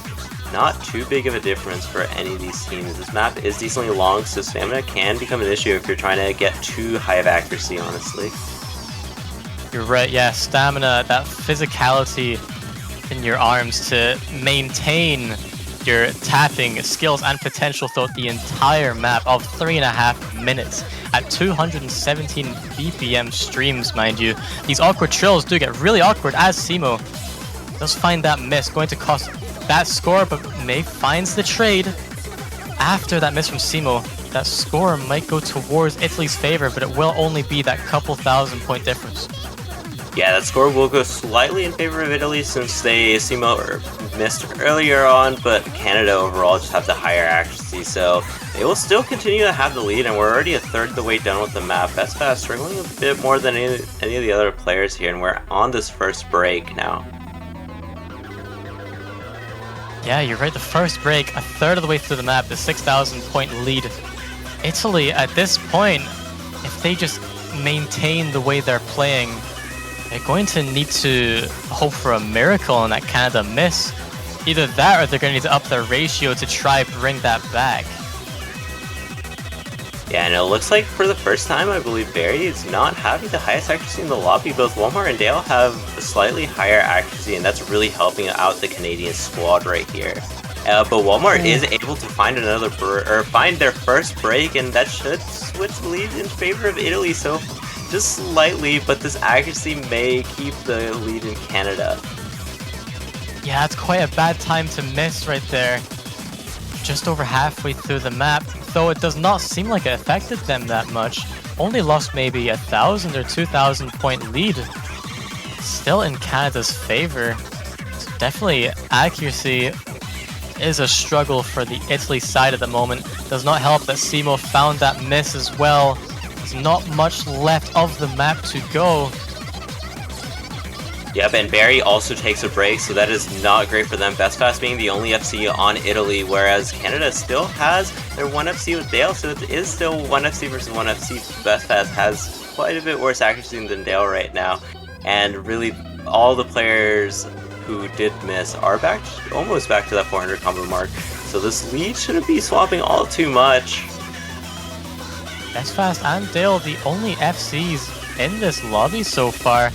As we get into the last section of the map, can all players maintain their combos? The 18,000 point lead for Canada does not seem likely Italy can take this point, but misses can happen. This is the part where your stamina gets drained the most. Yep, and in this last section, will we see any of the full combos so far miss? It could be possible. Maybe we won't see any full combos on this map. But so far, it's looking like everyone's holding very, very strong. This lead still in favor of Canada by quite a bit. 20k points is very hard to come back from, especially this late into the map. And there we go, Canada moving on to match point, breaking the streak of breakpoints that we were seeing. The ratios, Dale and very matching 300 count there. Ratios are definitely very close, and May with that one miss choking the V1SS, whereas Dale the only V1SS in the entire lobby. Yep, but there still were only 2 FCs with Best Fast and Dale, though all the other players also did really well, especially in terms of ratio. But with that being said, We will now be going on to something that isn't rice, since guess what? There are no more rice maps left to pick. Both these teams have exhausted every single rice map possible. I would honestly...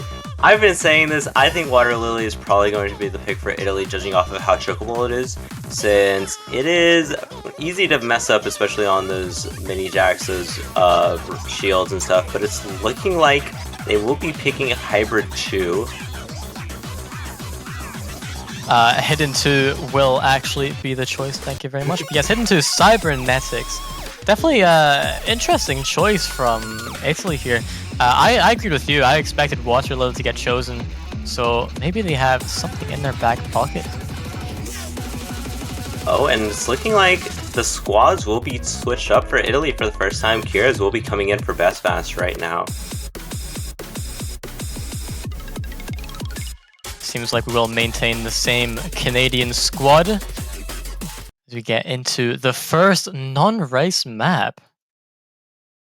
And could be the last if Canada are able to take this map, since it is match point for them, but we still could continue to see Italy just holding on tight if they are able to win this map and possibly have a chance for a tiebreaker. And yeah, again, this map is on the shorter side of things, sitting at only 1 minute 41 seconds. Each miss will count significantly towards your score in not a positive manner. All players comboing the intro. We're not at the main part of the song just yet, but the accuracy is still so close. As I said, Kirez does drop quite a few 200s, and Very finds that miss as well. Already 15,000 score advantage for Canada here. Yeah, that intro was super close for Italy, but as soon as we got into more LN heavy sections, Canada was able to take the lead quite a bit, and we will be going on to a slightly rice focused section, but immediately after we'll go onto those LN, and that's where I suspect Canada to increase this lead. But so far, the lead hasn't moved all too much, and unless Canada do take a break, I believe this will stay this way. Yeah, that miss from Very will cost them a lot. Already at 22,000 score lead for Canada. Kirez also finds that miss. It's not something you'd like to see 3/4 of the way through the map. But Canada still has that option to drop, and maybe Italy can still take the point, but they need a miracle at this point to stay in the winner's bracket. Yeah, and we are into this LN section right here. Canada's lead is slightly expanding, but not all by that much, and we're coming up to the end of the map. Only about a quarter, or less than a quarter left. Dale does take a break, but that's not going to be enough for Italy to be able to take this point. And there we go. Canada will be the one advancing into winners round of 16, winning this match. At least it wasn't a sweep, though. At the very least, we definitely had some close maps there.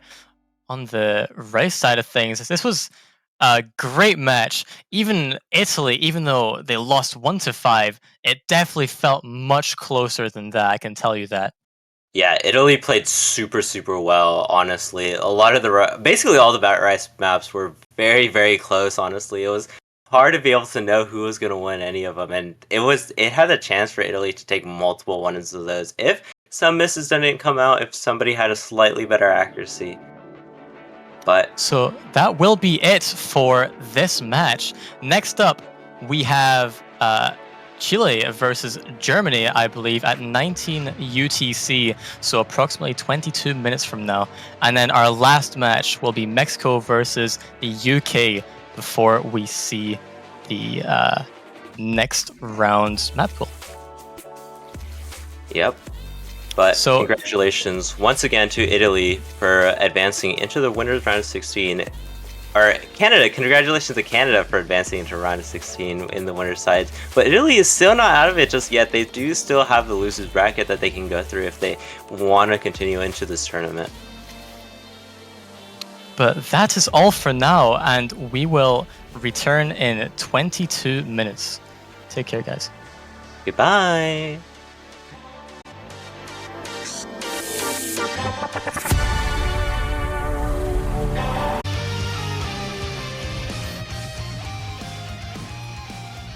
Hello everybody, welcome back to some more Osu Mania 4-Key World Cup 2023 round of 32 action. We have 2 matches left. One's about to get us going here. We got Chile versus Germany, quite a high seed versus a low seed. We got the 7th seed versus, I believe, the 26th seed. So quite a disparity here. But before we get into that, I am one of your commentators, Toph Daddy, and I am joined here by Sun Apple. How's it going? Hello. I'm doing so good. I just came in from the last match, and now I'm here, super excited to be able to see Chile. I've been really hyped up being able to see this Chile squad. They've improved quite a lot from last year, adding quite a lot of good players, and obviously having Miyuka being basically the best player in the world, or one of the best, if not the best. But now we're going to be able to actually see Chile in action this year with the full squad, and I'm really excited to see this. Yeah, I'm excited to see the ability that Chile ends up having, especially if they manage to make it like super late in this tournament when, Miyuka is going to be able to really turn it up. But they are right now facing off against Germany. Like I said, the 26th seed in the tournament, a little bit lower. But a pretty well-rounded team, just having a little bit of weakness when it comes to those late-game kind of maps, which luckily for them, this is round of 32. So nothing too difficult as far as that goes. And it looks like we've already gotten the rolls and protected bans out of the way. Double rice ban. Nomad. Sorry, I'm in catch the beat mode. But Rice 2 banned out by Germany, and Rice 4 banned out by Chile, and they'll get the first pick here. And I mean, they could really go with anything that they want to. I don't know what to expect out of them here. Yeah, and it looked like the protects for... I saw Germany's protect, I didn't see Chile's protect, but it looked like Germany actually protected SV1, I believe, so it would be interesting to see that SV map, especially since, honestly, I'm not too sure how good Germany is on SV. I know ERA Punish is really good at SV, but I'm not sure about the rest of the squad. And Chile is actually surprisingly good at SV. But honestly, it's Chile's pick first. I would probably suspect some sort of Rice map since they've been pretty good at that. Or, honestly, their LN squad this year is really good, so maybe going into 8-bit Voyager, a bit of an easier chart to, I guess, start off with, and especially on the LN side since it's kind of just like Jump Stream. But we're actually going to be seeing Censored here.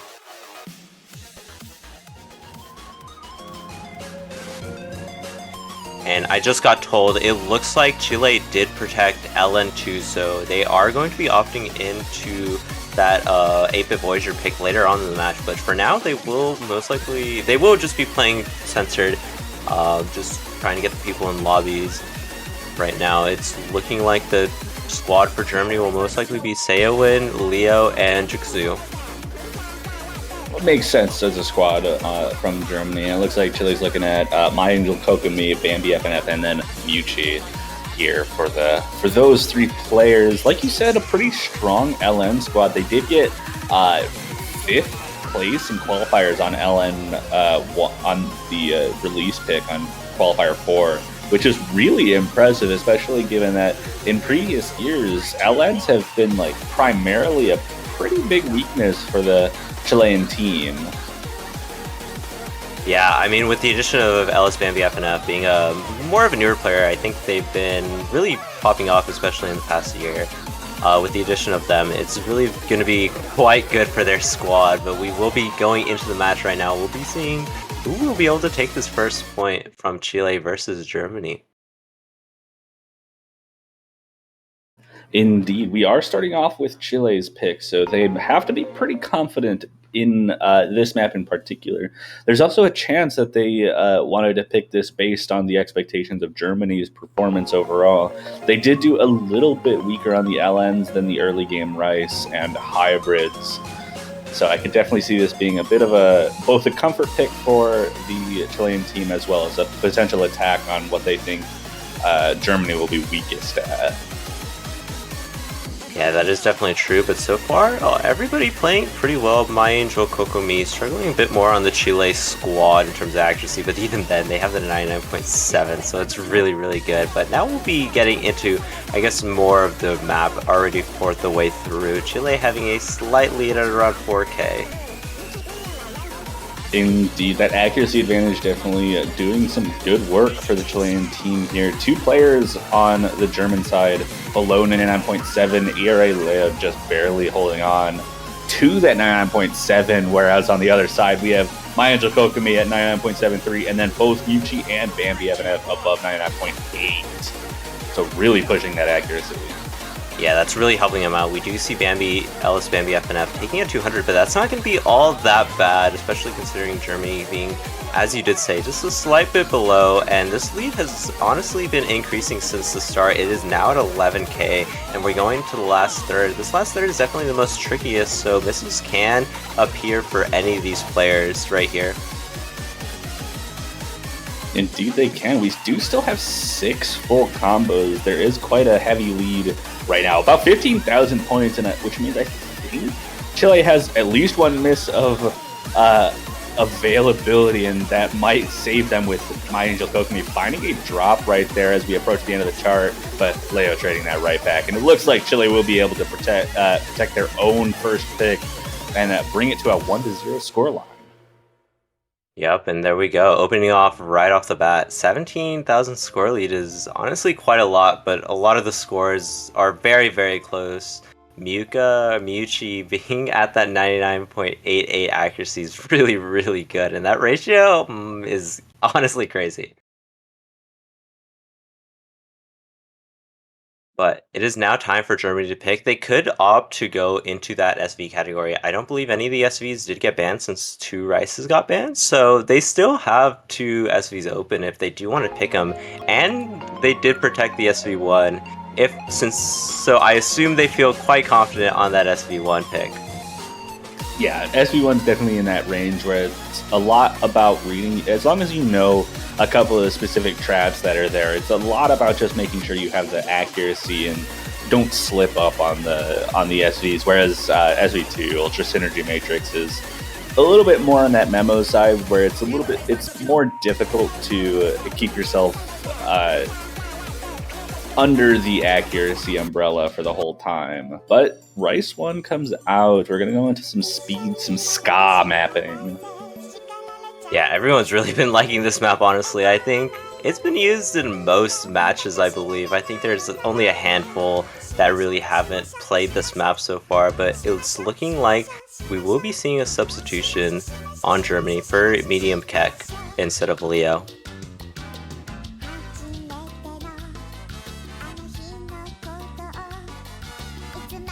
And then same thing for the Chile squad. My Angel Kokomi and Ellis Bambi FNF are going to be swapped out for Zan and Nyawa right here. So now we just have to wait for the players to ready up, and I believe they should be doing that very, very soon. Yeah, quite a quick exchange of players there. We got the MP start command, so here we go into pick number 2, Germany's first pick of Rice 1. And another situation where it's, we started off with pretty good accuracy from the Chilean side, but definitely from the qualifier results, we saw still a pretty good performance from Chile. But this is definitely like that range where Germany was starting to find some strength in that qualifier pool. So it's no surprise to see them, trying to push the envelope on something like this. Yeah, and obviously on the start here, we do see quite a bit closer than we saw on Censored, especially on the start. And it's only 1k lead, and everybody's doing quite well. Saiwin struggling a bit more on the accuracy side, but it's still only the start of the map, and we have seen quite a few misses on this map, especially because the length of the streams can cause some trouble for people if maybe they're just not comfortable on this kind of pattern for whatever reason. Definitely. There are some very tricky implied mini jacks throughout some of these lighter sections, and some of those longer jacks can also be quite tricky. But once you get into these streams, they're a little bit more on the comfortable side, or at the very least they don't have any implied mini jacks, so you don't have to worry about that. But even then, the Chilean side having a little bit of an accuracy lead. Looks like ERA medium Keck and how do I pronounce that? I've just been saying Saiwan. I believe that's correct. All right, I'll say Saiwan as well. But those two players dropping a little bit below everyone else in the lobby. All three Chilean players above 99.7. Jixu doing very well, but being matched out by Muchi there. So good for the Chilean side to have someone to just neutralize Jixu on the other side. Yeah, and we're already halfway through the map. This lead hasn't really moved at all since the start. It's about 7k and it's really stayed like that. But Jixu is going to be taking a break, and that is not that great since they were trying their best to cancel out Miyuchi as much as they could. Yeah, that's going to just extend that lead even further. We're seeing already about 15,000 points of difference as Jixu tries to get themselves back above the 400 combo mark, which they are about to do, but not before Chile takes that lead up to about 17,500 points going into the final third, where Muchi's still holding about 99.97, and there's a second miss on the German side from ERA Medium Tech, and that's just going to help Chile maintain that huge lead they have right now. Yeah, Chile has a lot of just comfortability right now. They can take one or two, honestly, 3 or 4 misses if they wanted to, and still be able to still stay in a lead, at least by a bit. But really, obviously, they do not want to do this. But we are getting into this last sliver of the map left, and Chile is just looking so dominant. Both the players, Nyawa and Zan, staying around the same range, quite like 0.2% above the German players, and then Miyuchi still at this 99.97%. Yeah, I think this might be 999. This is, I think it might be. I believe it's the only 999 in round of 32. Oh, yeah, there it is. 999,000 points for Muka. 46,300. Oh okay, God. dude. Okay. I think that's the only 999 that we've seen in round of 32. I believe the closest one is Boji on Poppy with like a 9989 or something. But Yeah, well, these map pools were made hard, so they're not supposed to do that. they are not, definitely. But now it's back. I would have to expected Chile's. this maybe on Rice 2, but that was banned out. Not on this. Yeah, definitely. I agree. Rice 2 is a bit. It's a bit simpler, but this map is. I don't know. It's hard to say. But now it is time for Chile's pick. Most likely we'll just be going for that LN, and we will be seeing 8-Bit Voyager here, your map right now. I think this has been picked in almost every single match. It's popular for a reason. I think it's probably the most simplest LN pick out of all of them, just because it's kind of just like Jump Stream. Yeah, honestly. it's I think the easiest you could get accuracy on. It's the easiest to stay consistent on. I think players gravitate to it, especially if they have that LN advantage. Yeah. And looking like the same squad for LN3 that we saw for Chile. Miyuchi, My Angel Kokumi, and Alice Bambi FNF, and maybe going to be the same squad for Germany with Saiwan, Jixu. But it's actually looking like Medium Keck is going to be playing instead of Leo. Indeed, and we have that MP settings. MP start command comes in, so map number 3, pick number 2 from Chile. Looking to lock this down after getting that break point there and trying to just extend that lead to 3-0, but Germany definitely doesn't want. This is going to be the right time to start looking for that break point if they want to keep themselves in this match. Yeah, definitely, and especially on this map where it can be, I guess, easier to find 200s on, especially more towards the density section for just any player, really. We did see My Angel Kokumi taking a break on sensors, so that could happen once again on this map, as long as none of the players in Germany take breaks. It definitely could. This early section definitely keeping Germany in it a lot better than Censored was. Though Saiwan and Medium Keck both dropping down to the 99.7s. Jixu able to stay above that 99.8 range, but with all 3 Chilean players above 99.8, that's a bit of a tough task to overcome in that scenario. But as long as they keep their accuracies a little bit tight, and don't drop combo, there's still the opportunity for mistakes to come out of Chile and give Germany a chance to come back here. Yeah, and especially right off that first course, going into the second one right now, we haven't seen that big of a difference in terms of the lead since the start, honestly. We're getting halfway through this map, all the players on Chile staying very consistent on their accuracy, and kind of same with Germany, but it's just slightly below. Jiu-Jitsu has gone down slightly and actually below that 99.7, or I had that 99.7 right now, and we now will be seeing this last course, I believe, or this second course. Not quite the second course, just the hardest part of the map here. A little bit denser. Medium Keck is the one to find a break in that, so Germany not looking too hot. All three players on Chile's side holding on to the full combo through that very difficult section and still holding on to a triple 99.8% with Mucci just absolutely destroying this just like they have for everything else. Yeah, and Germany is trying their best to keep up. Two of their players on around the same accuracy, just still below all the players on Chile, honestly. It's very, very hard to keep up. They are at this 27k lead, so it'll be hard for Chile to lose this point. It'll be multiple misses, and with Medium Keck taking another break, I think that should seal it, honestly, for Chile to take this third point. Yeah, looks like a very clean, strong point for Chile. 2 full combos on the side of Germany. Not too bad, but 2 V1 double S's from Mucci and Mayangel Kokomi, and only a 1-200 run from Bambi FNF. 1-200 total. None of the German players even beating the total 200 count from the Chilean side. Not the easiest point to take away from that team.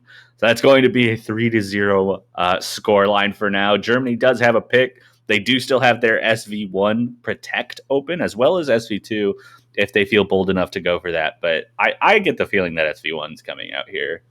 Yeah, honestly, I feel the same way. This is their last pick if they do lose it. So I think right now is a very dire moment.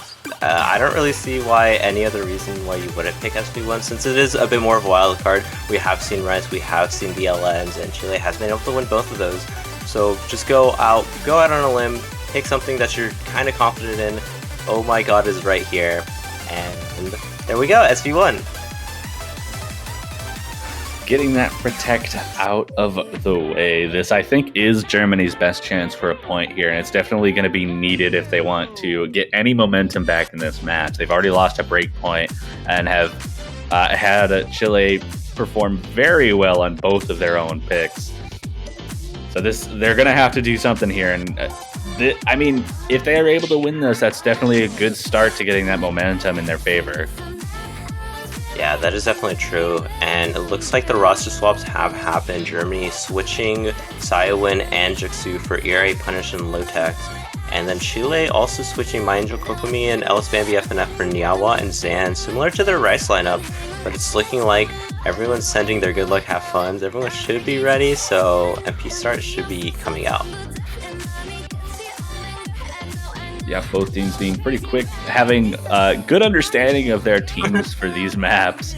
Not something you always see with some teams, but with the pools getting as hard as they are, it can be difficult to make the right decision on who should be going in, like who's more consistent, who has the highest ceiling for some of these maps. But these are going to be our teams: Mucci, Nyawa, and Zan for Chile, ERA Punish, ERA Medium Kick, and Lotex for Germany, looking to take their first point. Chile looking to get their second break point and get one step closer to finishing this match in a victorious position. Yep, and we will be starting off Miyuchi taking a 200 immediately, so that should move the lead in terms of Germany's favor. Just off the start, but it won't be for long. It's looking like this is a lot closer than any other maps that we've seen. Yeah, it does look like Lotex had a similar issue with the first couple of notes in that map, so kind of went in favor of Chile after that, but we're seeing a couple of accuracy drops. This bar is still flickering. The Lotex did have another set of issues, dropping down to that low 99% range. All three Chilean players at 99.6, but potentially a difference maker Punish almost at 99.8, helping the team in Yawa with a little bit of an accuracy drop. Lotex now taking over the advantage there, and Germany slightly taking the lead, but this is just so close. Yeah, honestly, like 200s for either team can make the lead go in favor of anyone really, and especially on these slow jams, we have been seeing people getting some 200s since they aren't able to, I guess, properly time it. But ERA Punish with that 99.8 now, matching Miyuka basically, slightly ahead. Indeed, that slow jam, not finding too many people off guard. But this is just like a 1v1, but this is like 3 separate 1v1s. There's a couple of accuracy drops there. Lowtech's taking the advantage out of this slow jam right now, and Medium Keck trying to close the difference between them and Zan. But even then, Germany's still holding on to a lead with ERA Punish being able to neutralize that score from Mucha with the incredible ratio, coming back after that unfortunate start. But we're at a 3,000 point lead going into the final third, and Germany's looking pretty good with this, but there's so many accuracy drops. A big 200 drop from Medium Keck there. Yeah, and right before that, Lowtex, I believe, also got a 200, so that makes the lead from Nyawa to Lowtex a bit smaller, and that's, I think, the difference maker right now, and what's keeping Chile into this. And Zan has been able to keep up their accuracy so high. They're now at that 99.7 mark, and that's really keeping up, or really helping that Chilean squad. Yeah, we're finding a couple more transitions now. Looks like people were able to get back into the groove of things. These kinds of SVs are so difficult to get good accuracy on, but it looks like Germany is taking a little bit of the back foot now. But Miyuki with a miss! No! At the last sliver of the map, Miyuki does take the miss, giving Punish quite a high accuracy lead in terms of that one matchup, and I believe unless a miss comes out for any of the German squads, which I don't think will happen, they will be able to take their first point. Indeed, Germany does not let the Chilean team bring out the brooms. They get their first point on the board, 3-1, with that unfortunate miss right at the end from Miyuki, but that will give the pick over to Chile, who will be hoping to pick something to get them into match point here. But Germany showing that they're not going down without a fight. Rice 5 comes out. Yep, and honestly, this was something I was kind of excited to see, since this is one of the hardest, I think this is the hardest Rice map in the Rice pool so far. And we've been seeing misses on this map for basically every single match, and I'm excited to be able to see this map for just the Chilean squad, since I feel like some of the Rice is a bit unknown.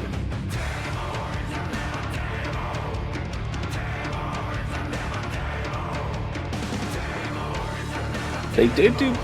Chile did do quite well on Rice 1 against Germany earlier in this match as well. So I could see the confidence in this pick coming from their performance there. But it'll be interesting to kind of see how this goes. I personally find, just from looking at it, it looks like one of the more physically demanding picks in the pool. It's also very, very short, which can come with a lot of risks, because misses will destroy your score. Yeah, that is true, and we have been seeing that throughout the weekend. Multiple players have been missing on this and kind of not really costing the point, but really helping the enemy team, I guess. But it's looking like Ellis Bambi FNF will be actually playing this map, I believe, instead of Zan, who has been playing the Rice map so far. And we're just waiting for Jixu to be moved into the tournament server, I believe. Looks like they've been switched. Just need to get them into the lobby, and there they are. We've got our three players for each team: Muchi, Nyawa, and Bambi FNF for the Chilean team, and then Saiwen, Medium Keck, and Jigsu for Germany. Just got to get them to change their teams, ready up, and we can get into the fifth pick in this match. Chile looking to bring this to match point. Yep, and the MP settings has gone out, so I believe we will be starting now. It'll be interesting to see how this start goes off. I know some players kind of struggle, especially in the burst, so at the start, since it comes at you just immediately, basically. And some people can be caught off guard. Definitely. I mean, being caught off guard it is. There's so many opportunities for that within this map because it changes structures quite a bit as well. And Cywin finding a little bit of an issue, potentially getting caught off guard, just like you said. Yep.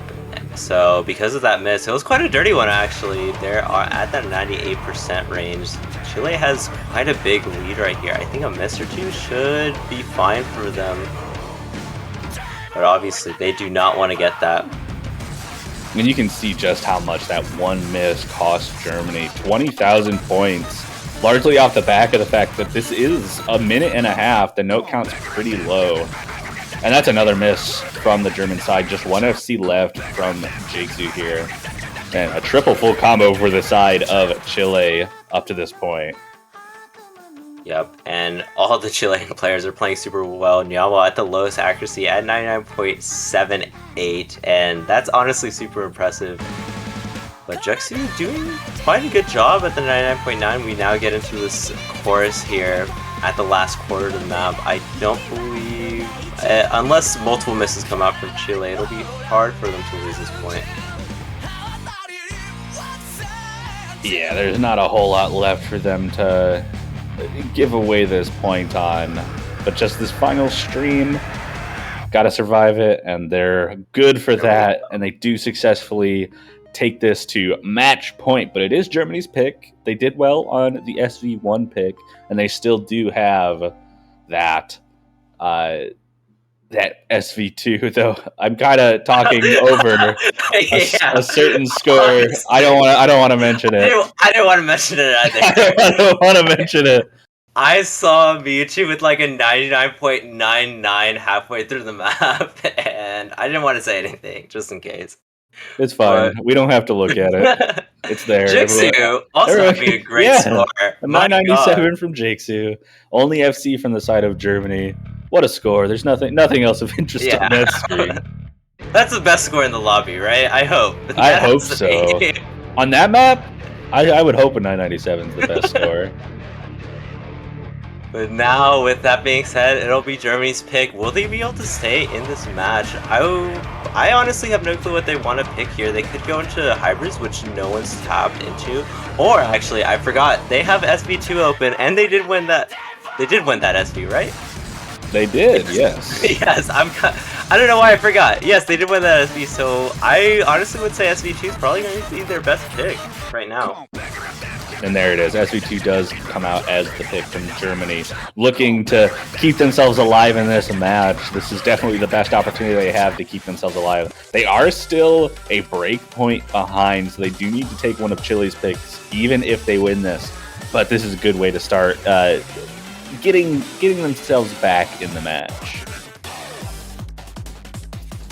Yep, and honestly, I'm not sure how this one's going to go out since Germany did win that last map based on the miss from Miyuchi, since honestly, Miyuchi had really, really good accuracy of out-acting Yuri Punish by quite a bit. But it will be off of how well Germany has practiced this SV2 map, since they didn't opt to actually protect it, so I feel like they're a bit less comfortable on this map specifically.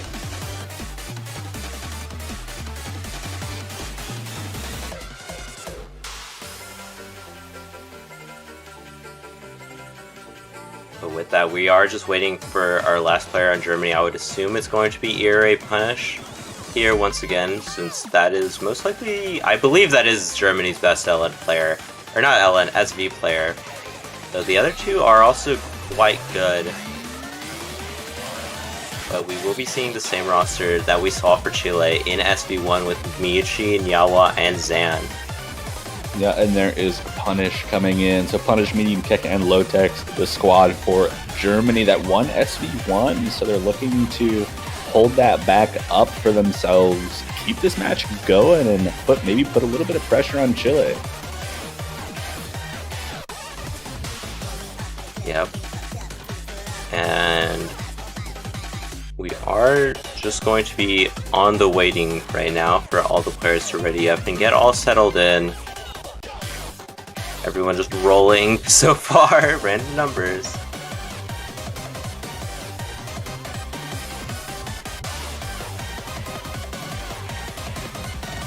Oh, Meow, one digit off of 727, the funny number. The funny number. Everyone loves that number. And it's looks like the MP start command went out, so we will be starting the map right now. Here we go. Germany on their last stand right now. Got to put up a performance that to remember in order to bring themselves or keep themselves in the match. Chile looking to get this final point to lock down their spot in winners bracket round of 16. But that opening caught a couple of the Chilean players off guard. Xan and Yao both having a little bit of issue with that opening. Medium Keck finding some accuracy drop, but definitely a lot cleaner than the other two players. So early on, a lead forms for Germany and almost 10,000 points this short into the match or map. But the note count in this map is not very large. One miss, similar to some of the other maps in this pool, is going to be very detrimental to the score. Yeah, and once again, we see Ire punished with the highest accuracy in the lobby with the 99.9. Very, very good, but Lowtech's also doing quite well. Doing really well compared to the other Medium players. Keck finding some major issues in this slower section. Yeah, and Medium Keck is around the same accuracy as Nyawa, so I'm honestly kind of surprised the lead has swapped so far. They're continuing to have some issues with this slowdown. They're now below 98%. Big advantage for Chile up to this point. We do have half of the map left, and we're out of that slow jam. Medium Keck's definitely just got to bring that accuracy back up and strengthen it out, and they could potentially start crawling this back. It's only 13,000 points. One or two misses from Chile will definitely help, but also tightening up that accuracy will ideally start bringing that into Germany's favor just a little bit. But as long as Chile holds strong, it looks like they're going to be able to hold on to this lead going into the final quarter. Yeah, and once again on the slow jam, Medium Keck is finding quite a few 200s, and that's not helping the German squad here. This lead hasn't slowed down in any way for Chile. On to the last bit of map left. Only a 24,000 difference. I think a miss or two should swap the lead over, but there's so little map left, I don't think that'll happen. And there it goes. Chile holding strong on the second SV pick. And that will be the match. They finish it 5-2-1. No sweeps allowed, but Germany does still end up losing this match and being knocked down into the losers bracket, while Chile will hold on to their lives in the winners bracket for at least one more round. Yep, so congratulations to Chile for moving on. But it is not over just yet for Germany right here. They still do have the losers bracket.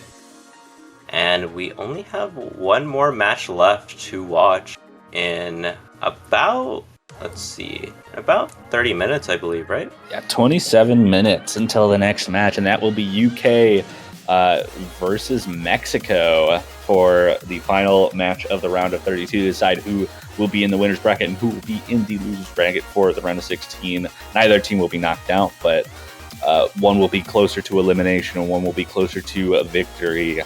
With this win from Chile, they will move on to face China next weekend, and Germany will move into the losers bracket to face Poland. Ooh, that is honestly interesting. China versus Chile seems really, really good. But with that being said, I believe that's going to be it for us. I was Sanapool. Goodbye.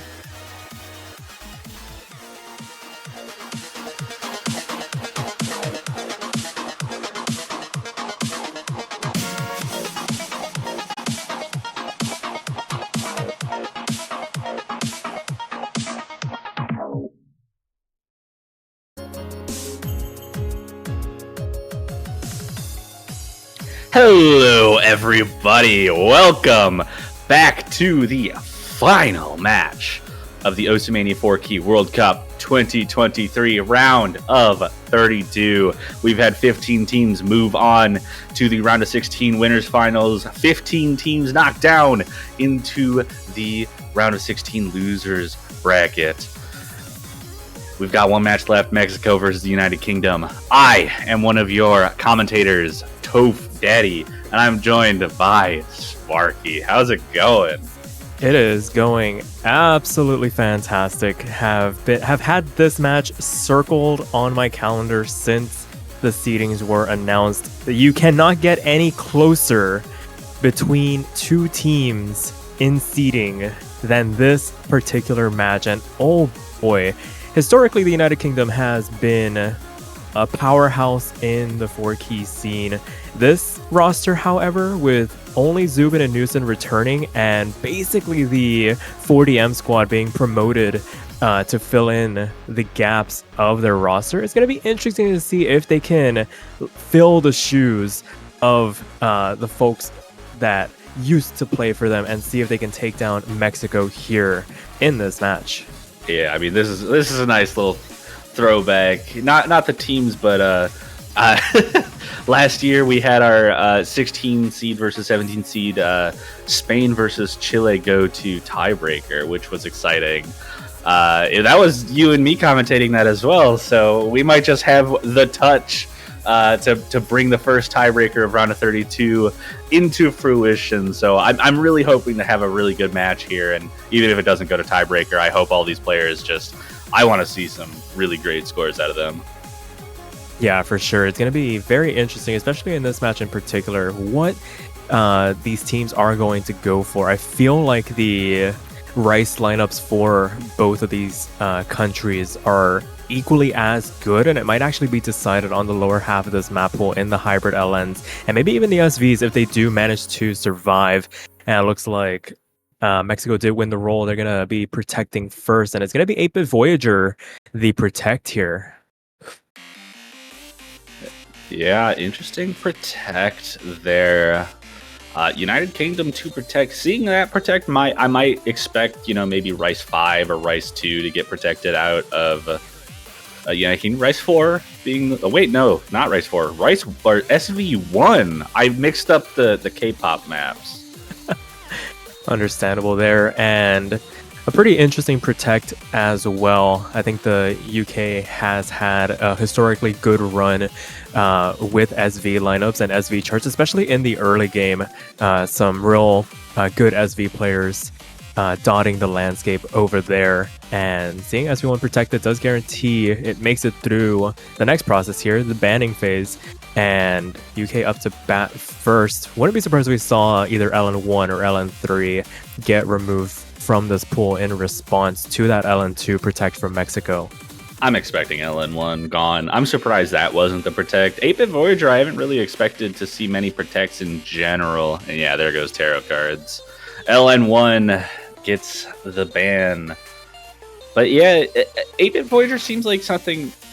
would you have even expected United Kingdom to ban 8-Bit Voyager if it wasn't protected? I'd almost say, if I was in the UK's shoes and LN1 was protected, I would have expected them to just ban censored LN3. Yeah, I think censored would have been more likely to have been removed if 8-Bit Voyager hadn't been protected. I feel like you can kind of get away with playing LN density charts like 8-Bit Voyager, sort of like Rice, at the expense of some of your accuracy. If you can manage to combo your way through it, it is very easy to choke on particular sections in that chart. So maybe it's a bit of a toss-up there, but the ban for Mexico going to respond back in kind. SV2 going to get removed from the pool, so a lot of firing back and forth, and the Rice stays relatively untouched. Probably going to duke it out there before too long. Yeah, Rice and Hybrids both staying kind of untouched. One SV ban, one SV protect, then one LN ban, one LN protect. We have a first pick incoming from Mexico. They did protect 8-Bit Voyager. I could almost see them immediately, just going first pick into that. I feel like 8-Bit Voyager is a very clean first pick. It's very, it's not really risky, but interesting start here. Rice 5 coming out from Mexico as the first pick. That's not really something I would have expected given the protects and bans that we saw. Kind of uncharted territory almost as far as this match goes, at least as far as the bans would have you expect. Yeah, for sure. Maybe just doing a little bit of a 180. They know it's unexplored territory, so why not just go into it immediately? See if you can maybe scope out some potential weaknesses in that UK roster on the side of the Rice pool. Like we were saying, there's a lot of mix-ups here for their roster. Only Zubin and Newson remaining from years prior. So seeing to basically putting that third player to the test. You imagine they're going to stay in for a majority of these maps. Meanwhile, on Mexico's side, going to be Plutz and Envy with Dark Ekiser coming in to round out the roster. Yeah, I mean, if we're just looking back at the qualifiers that we saw, there was an interesting... United Kingdom and Mexico are kind of evenly matched in a certain way. Rice 2 and Rice 3, the two harder maps, or at least the hard... let me rephrase this. Rice 3 was the hardest of Rice map in the qualifiers. Mexico had a slight advantage on that, but the other two Rice picks, United Kingdom actually took the slight advantage on. So we could be seeing a bit of a toss-up. This is what I'd consider the most physically demanding Rice chart in the pool. So I could definitely see Mexico maybe looking for as much of an advantage as possible when it comes to picking through this Rice pool and getting the hardest ones so that they have that upper hand like they did on the 8th qualifier. Yeah, it'll remain to be seen. But as it stands, all 6 players on screen are ready. We're going to get into this first map of this best of 9. Mexico's first pick here, Hawatari Nyoko Senti. The shortest map in this pool by a considerable margin, only a minute and a half. Not a lot of room for error, so they can get this match off on the right start. Indeed, kind of just throws everything at you right away. The structure changes quite a bit too. Goes from these kind of light jump strings, still very fast, into a little bit more of a jack-heavy structure. So there's a lot that can throw you off.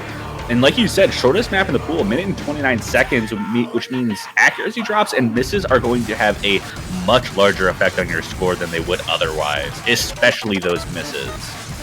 Yeah, and as we get into it, going into the back half of the map already, these two countries are separated by 0.1% right now. Every tiny drop of 300s just turning this into a bit of a tug of war. It is near indecipherable who is in the lead at the moment. As things start to calm down, the United Kingdom actually pulling out about a 3,000 point lead at the moment with about a third of the map left to go.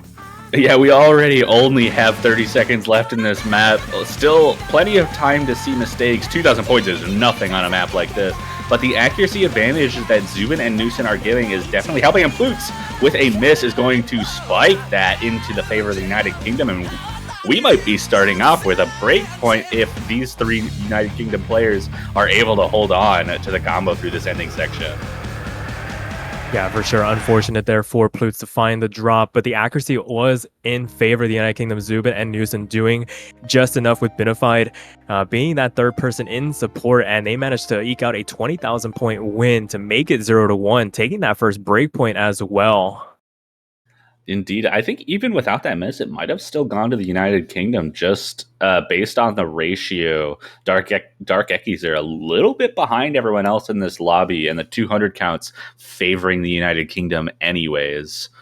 So maybe not the best first pick for Mexico to go with, but that will be a break point. There's plenty of opportunity to get that break point right back from the United Kingdom, especially against a team that went ahead and protected one of the kept one of the SV maps open. I think SV1 might have been a weird protect, but that'll remain to be seen until that gets picked. Rice 3 comes out from the United Kingdom, looking to take advantage of that breakpoint and bring it right back to the same kind of stuff. Just a little bit slower, but still has that same like tricky technical factor that I think it will favor the United Kingdom. Yeah, still playing with the fine margins here with maps this short, with players that are as accurate as the ones we see on the screen. It comes down to those minute differences. It was basically a handful of 200s on both sides. It was really just separated by the overall ratio and the miss from Plutz towards the end of the chart. So add about 20 seconds to it, and we basically run it back, see if Mexico can take that breakpoint back, or the United Kingdom can actually capitalize on this breakpoint that they were given. Yeah, this does have some pretty tricky patterns throughout it. I I said this in one of my previous matches, but when I saw this map in Showcase and saw those split jump drills, I thought that was so funny. Oh, it is so evil.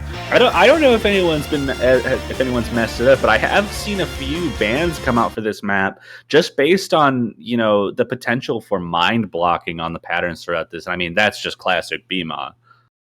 Yeah, just transitioning into that section is a bit of a nightmare, and transitioning out of it as well. You started off on the wrong foot, and there goes your entire run. As it stands, I mean, there's already very little margin for error, but hopefully these two teams are practiced enough to make it through relatively unscathed.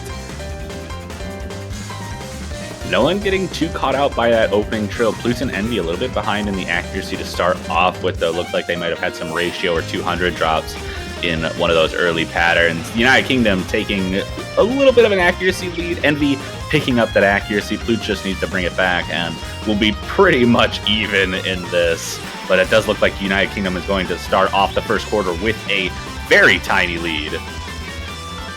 Yeah, it is 10% as Envy and Dark Executor come up to match all three United Kingdom players. All three of them, by the way, at that 99.8, rushing with that 99.9 mark, keeping them ahead by the tiniest margin, but it is still flickering once again. This is going to come down to the wire between these two countries as we make our way into the back half of the chart with that split show still to come. Oh my goodness, everybody makes it through unscathed. No drops to speak of, and no real accuracy drops as well. Plutes climbing back up a bit inside, finds the drop.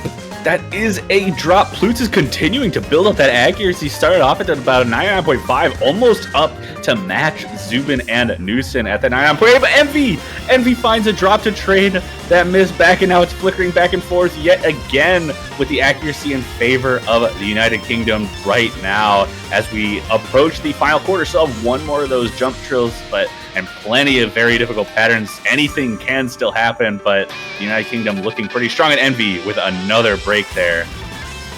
Yeah, getting a little bit too lackadaisical with some of those patternings. Get punished for it. A couple of challenges came out, and the next break to boot. That one might be the straw that breaks the camel's back on this run. The United Kingdom taking that and running with it to about a 14,000 point lead as we make our way to this outro. Last little chart left to go. Normal drops to speak of.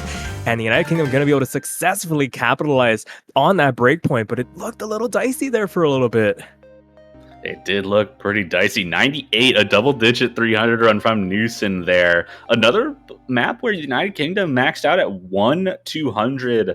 The Mexican team falling a little bit behind in that respect, but that miss meant everything. And just unfortunate that Envy ended up trading that back. But it is their pick again. They can potentially start moving into a direction that might suit them a little bit better. I think going for Long Note 2 or LN2 or LN3 might be a better decision moving forward, just seeing how strong the United Kingdom is on that rice. Yeah, for sure. It's definitely a bit of a tall task to go up against seasoned veterans like Zubin and Nusa, especially on early game rice. So a little bit daring to try and go for rice 5 to start this match off, maybe learning their lesson, and we'll hopefully see a bit of a strategy change from the side of Mexico, maybe force some substitutions out of the United Kingdom to maybe throw them off their game.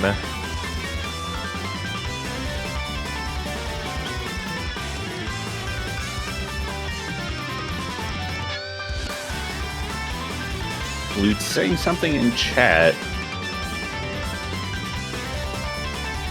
Wondering if might have just been a cut-off message, or they know something that we don't. Maybe they have access to a secret pool that they're trying to pull from.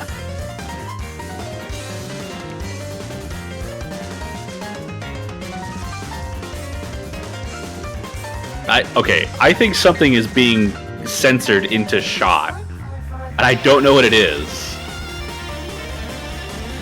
I'm trying to think which of these is that. maps. Is that LN3? It might be LN3. Oh, I gotta love it when the map name has a naughty word. And Yeah, it throws all of us for a censored. loop. Okay, no, wait. LN2. What is going on? How does 8-bit Voyager get changed to shot? That's a I need question to for another find day. this. I need to find this list. I've seen shot come up multiple times in these chats, and I don't know what's going on. on? I have no idea, but with that being said, glad we were able to decipher that. It is going to be Mexico's Protect coming out here to try and right the ship a little bit.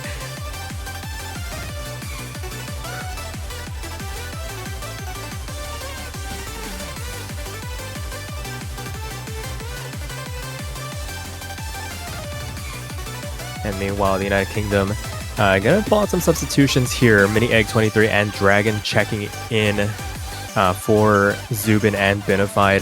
Dark Ekis are leaving for the side of Mexico. Shadow GM coming in to lend their support on this LN density chart.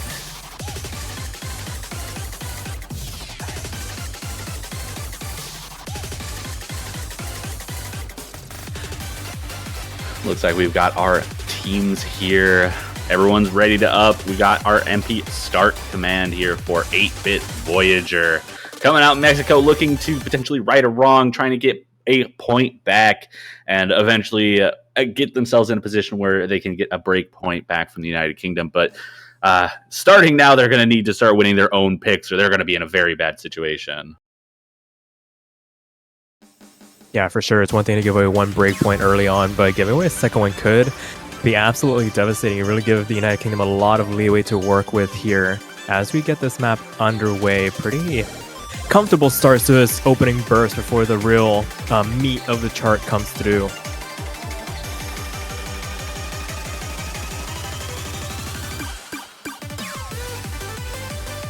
A little bit of an early lead for the Mexican side here. Newsom doing a great job. Mini Egg, though, finding the first break there.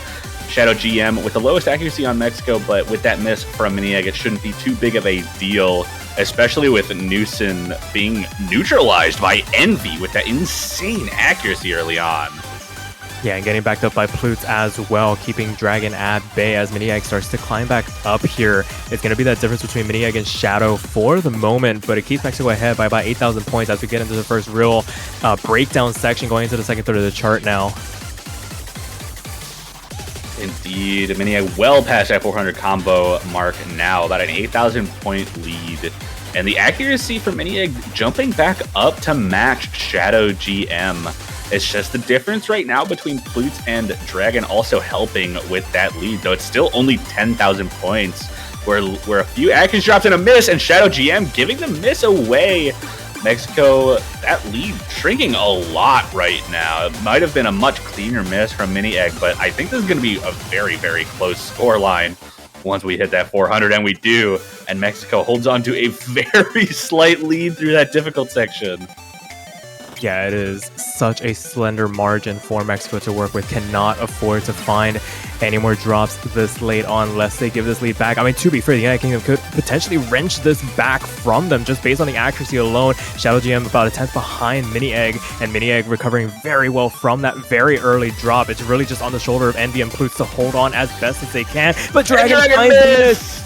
That's a second miss, and that's one full combo to 2 now as we get into the final bit. Mexico will be able to defend their own point and put themselves on the board. Much better pick this time, went much better for them, but gives it right back to the United Kingdom, and they will have an opportunity to go with something that will hopefully extend their lead, at least from their perspective. And, you know, maybe at this point you go, I mean, all of the Rice picks are open. We have Rice 1, 2, and 4 still available, and that's been going pretty well for the United Kingdom. So I would not fault them for, you know, potentially going down that path again. Yeah, for sure. So remains to be seen. United Kingdom still ahead by virtue of that break point, but now Mexico with the opportunity, maybe building a little bit of momentum here to give themselves some confidence, getting that point on the board. The first one's always the hardest, especially when you start a match off in a tournament, and it looks like it's gonna be SV1 coming out from the United Kingdom, going into their Protect now. I don't know if I like this pick. I'm not gonna lie. I don't know if I liked this Protect. I don't know if I like this pick. I think this is just inviting Mexico to take a break point right back. It's a pretty dicey one. We have seen some wild swings on this map where the tiniest of mistakes, not even misses, like just getting a 50 or a 100 at the wrong time, just catapults the other team ahead by thousands of points by virtue of the fact that there's only about 10 1,050 notes, 1,100 notes in this chart. But there's so many places in this where I think people are going to start tripping up. Like, it's mostly reading, but a lot of the reading requirements are also very difficult to get good accuracy on. Not to mention that as far as the SV scores from qualifiers go, United Kingdom did seed better on the SV qualifier, but only by 16,000 points. And with respect to a map like this, that's only 1 or 2 misses and some accuracy. Yeah, so hopefully this little bit of a gambit pays off. Maybe the UK has something up their sleeves that we don't know about. But if there was ever an opportunity for Mexico to get that break point back, I think this is the best opportunity for them. And here we go. Mexico looking to turn the momentum back in their favor. Opener not catching anyone off guard. Everyone keeping good accuracy. Shadow GM holding 100% for a little while, but breaking it just a little bit. But no one having too many issues. Looks very well practiced from both sides. Yeah, I think it comes down to who flinches first. It's very easy to anticipate these slow teleports down into your strike zone, but right now Mexico ahead by the tiniest of margins. Once again, 1,500 points, not even, just hundreds of points right now, just based on the accuracy alone. Indeed, it looks like Minia's just a little bit behind. We have kind of also Envy being a little bit ahead gives Mexico that nice little advantage they have, but we do still have the slow jams, and we've been seeing so many people mess up the slow jams in this because they're so tight. Like the gaps are so tight. Yeah, for sure. And then transitioning out of it back into the main choruses, I always have heart and mouth moments whenever I see players ghost tapping their way to keep themselves on rhythm, because that can go wrong in an instant if you mistime it. But it looks like everybody making it through. Envy still head and shoulders above everybody else. Shadow GM catching a pretty nasty 200, but still within striking distance of Mini Egg, and it keeps Mexico ahead for the moment. All 6 FCs still left on the board, about half the map left to go now. A bit of a drop of accuracy from Shadow GM, now on par with Mini Egg as well after that. But the accuracies from MB and Plute still outshining Dragon and Newson in this scenario, so the accuracy lead's still in favor of Mexico. We're seeing the final third come up, and it's still just so close.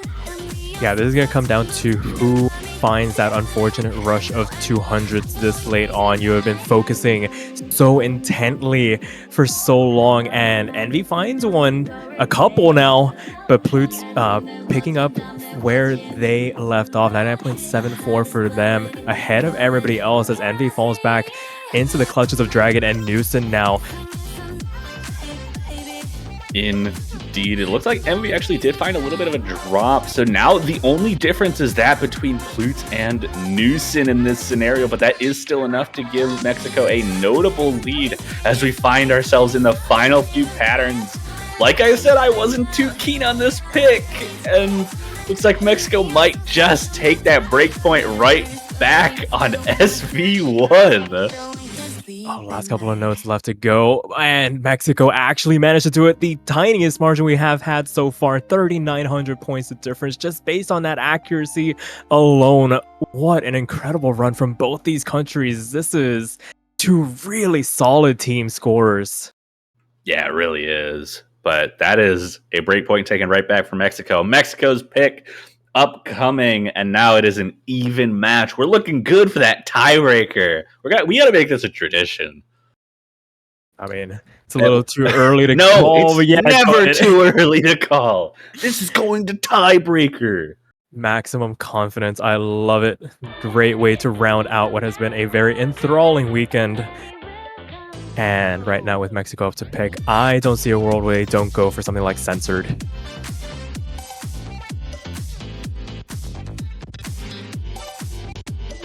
Looks like Mexico might be taking a little bit of time to talk over strategy. They do still have censored available to them. There it is. Okay. LN3 does come out for Mexico. Just getting that LN pool out of the way. They will have at least one more pick after this as well, but they do have a high road pool to look into. I imagine Hybrid 1 would be their next pick, but it feels pretty streamlined from here for Mexico. United Kingdom also just has their Rice picks available, and I think that's just, we're just going to see that LN versus Rice battle for the rest of this.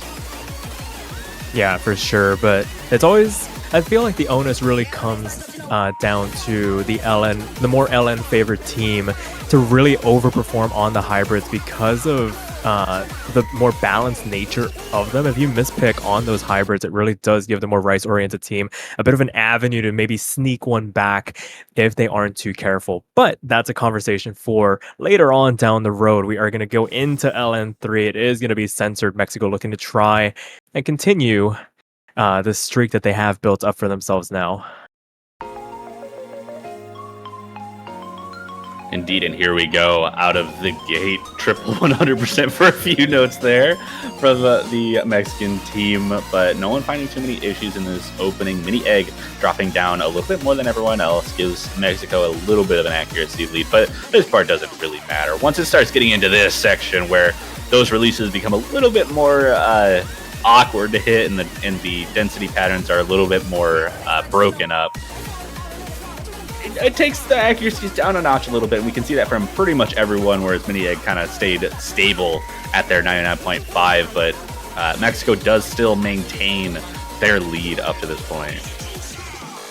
Yeah, for sure. A very balanced team performance overall, being brewed up by Mexico. 99.7s for all of them. Envy falling from that perch a little bit, but still ahead of at least Mini Egg for the moment, but it does shrink that lead ever so slightly. And if they're not too careful, if they find a couple of errant 200s or maybe even a miss, this could swing in an instant in favor of the United Kingdom. And there it is, as you say it, Envy does find a drop, and it's not looking good. UK takes the lead going into the final third here, but it's still so close. I think the accuracy... Oh, that's a second break from Mexico. 2 full combos gone from the side of Mexico, and the United Kingdom is now in a great position to take up that break point right back. Off the backs of 2 misses, they just have to hold on to combo for the rest of the map, but that's not necessarily an easy task. Yeah, for sure. The density of this chart can take you for a bit of a ride, especially when you're trying to coordinate some of these awkward releases, but it looks like they are up to the task. Envy finding another drop here, gonna help solidify this lead for the United Kingdom now. Having a couple of misses in the back pocket with only a sliver of map left to go, there is not a lot left that Mexico can do, and the United Kingdom gonna take another break point to make it 2-3 now. Indeed, they will. And back to the United Kingdom's pick, they still have 3 Rice picks remaining, though these are a little bit more risky, I think, than the first couple that we went through, just because of the overall patterning. We have Rice 1. Those speed patterns can really trip you up if you're not ready for them. Rice 2 is all accuracy, and basically one miss breaks it. Like, you lose if you miss once, if the accuracies are as good as we expect them to be. And then Rice 4 is just really awkward to get right. I think I've seen so many teams avoiding Rice 4 in this tournament, just out of the principle of how awkward and difficult it is to get good accuracy and be consistent at it. Yeah, I think that's the right word to put on it, just consistency. And sure enough, I feel like the UK is up to the task to prove how consistent they can be. It is going to be Rice 4. It is going to be Poppy coming out. Indeed, it is. Mexico back in a position where they're looking to take another break point. And, the UK looking to test their consistency. They've been very consistent all match. They've barely missed, if at all, maybe once so far this match. This definitely will be what sets them apart. But if they do manage to find a few misses, I could easily see this going in favor of Mexico. Yeah, it remains to be seen. Looks like we're going to see some substitutions come out. The more Rice-oriented player is going to be checking in. Dark Ekiser for Mexico, going to back up Polita and Envy. And remains to be seen who's going to come in for the United Kingdom. We did see Vinified earlier on in this match. Wouldn't be surprised if we saw them come back in to round out this composition with Newson and Zubin.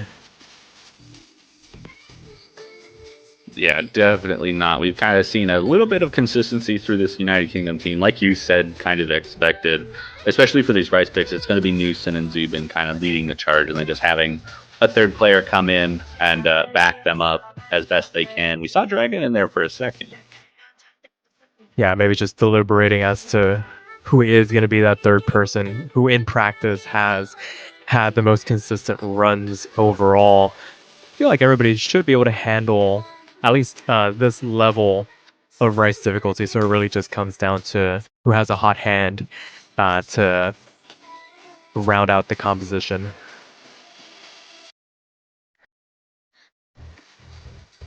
Absolutely, but we still have yet to see. Okay, there we go. Benefied has come in. Yeah, Looks like they might have the wrong just spot. yeah, they had to be moved by the ref, but looks like we've got everyone in the right spots on the right teams, readying up, and we should be getting that MP start command very shortly. UK looking to bring this match to match point. Mexico looking to stop that at any in any way they can, and this might just be the map to do it. I mean, we already saw them take that breakpoint in SV1 just off the SV consistency. And here, if they're able to hold on to combo and the UK is not, I could definitely, we could be seeing something real interesting in round of 32. It'd be kind of funny to see 3 breakpoints in a row. Yeah, there's no possible way that can Yeah, ever no way, happen. right? Well, if there's anything that we've gotten used to is players proving us wrong, so everybody strap in. This is going to be a very interesting pick, clocking in just over 2 minutes of just littered with choke points all over the place to drop accuracy or even drop misses if you're not too careful. But right now, hot start for the United Kingdom, 99.8 across the board. Meanwhile, Mexico actually up to the task as well, starting to match up, square up against their respective counterparts, and it's going to be a bit of a tug of war as we make our way into the second quarter of the chart. The first real drop. Yeah, the big difference maker right now is Zubin with that 99.94. Everyone else kind of around that same zone. Newson maybe a little bit ahead of everyone else on top of that, but we did see a little bit of a 200 drop there from Plutes at the same time as Zubin kind of dropping a little bit of accuracy. But that lead still just a little bit in favor of the UK as we hit the halfway mark. And no drops so far. The UK hope to keep it that way. Mexico hoping everything in their power that they can either tighten up that accuracy or wait for a drop to happen on the side of the United Kingdom. Yeah, it might have to come down to the United Kingdom falling from their perch, because right now I only see 2 inches coming out from the side of Mexico on these little broken up streams, just dotting the landscape every now and again, just harming the accuracy by hundreds of %, but those hundreds really start to add up. And right now it's amounting to about 4,000 points in favor of the United Kingdom. Definitely a fragile lead, not out of the woods just yet. Last eighth of the chart left to go, and the last chorus coming through now. Indeed, this is just so close. Oh, there's a miss from Benefied! That might just be what Mexico needs if they're able to hold on to the combo right at the end. Yeah, we've seen drops like this before from the United Kingdom, but they haven't answered back. Nobody answering back this time on the side of Mexico. 3,000 points in favor of their side. A sliver of chart left to go. They're holding on by 0.1% at the moment. That miss was huge as Benefied not able to get back on the 400 combo cap. And we have 3 break points in a row to notch it up at 3-3. That wouldn't happen in a round of 32 match, would it? No. How could it? Toph, I mean, come on. We've had the script laid out in front of us for years now. I see the word tiebreaker on it, and I don't know how you couldn't. It's just how this works. Listen, I haven't cleaned my glasses in days, so it could say anything. It could say anything there, but I am there's like a couple letters. There's 2 letters I'm kind of looking at right now that kind of seem to be coming into vision for me. Yeah, is it a T and a B? I think it might be. Maybe it's an H and a B, which is what I expect the Mexican team to pick coming up here. But, my eyes have deceived me before. Yeah, for sure. If they're, like I said earlier in this broadcast, if there's anything that these players love to do is to make both of us in particular look like fools. Exactly. I mean, well, it's their job as players. It's their really. job. They need to make us look ridiculous. For sure. I mean, we were alluding to it earlier, I think Water Lily might be the best pick on paper for Mexico. Yeah. Cybernetics maybe a close second. It really just depends what they're feeling. I know Water Lily in and of itself is really tricky to get down, and there are particular sections in that chart where if you're not ready for the shields and the reverse shields, it can take you for a bit of a ride. But it looks like Mexico is up to the task. It is going to be Hybrid 1 coming out for them to make it a match point situation potentially in their favor. Yeah, no matter what happens here, though, the match isn't over. We still have United Kingdom will still get their final pick, regardless of how this shakes out. But Mexico would really love to put the pressure on the United Kingdom to perform on their final pick coming up. And the United Kingdom, imagine 4 breakpoints in a row and Mexico having to win a Rice pick against the United Kingdom again to get that tiebreaker. There's no way we get 4 in a row, right, Toph? No, you're not.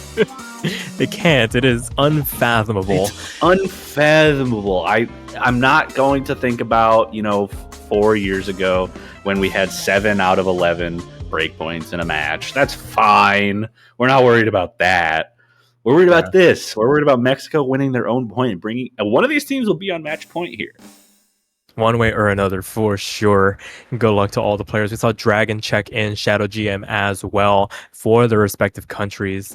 And basically the stalwarts, Plutes and Envy and Newson and Zubin really holding it down the fort for their countries to try and lend some of their consistency to what is probably one of the harder charts in this pool. For sure, we did see a little bit of a trip up right at the beginning from Shadow GM. We saw 200, but Dragon, I believe, followed that up on their own, and it looks like the accuracies are pretty close. But Shadow GM with an early combo break there is going to give the United Kingdom a nice, steady lead to start off.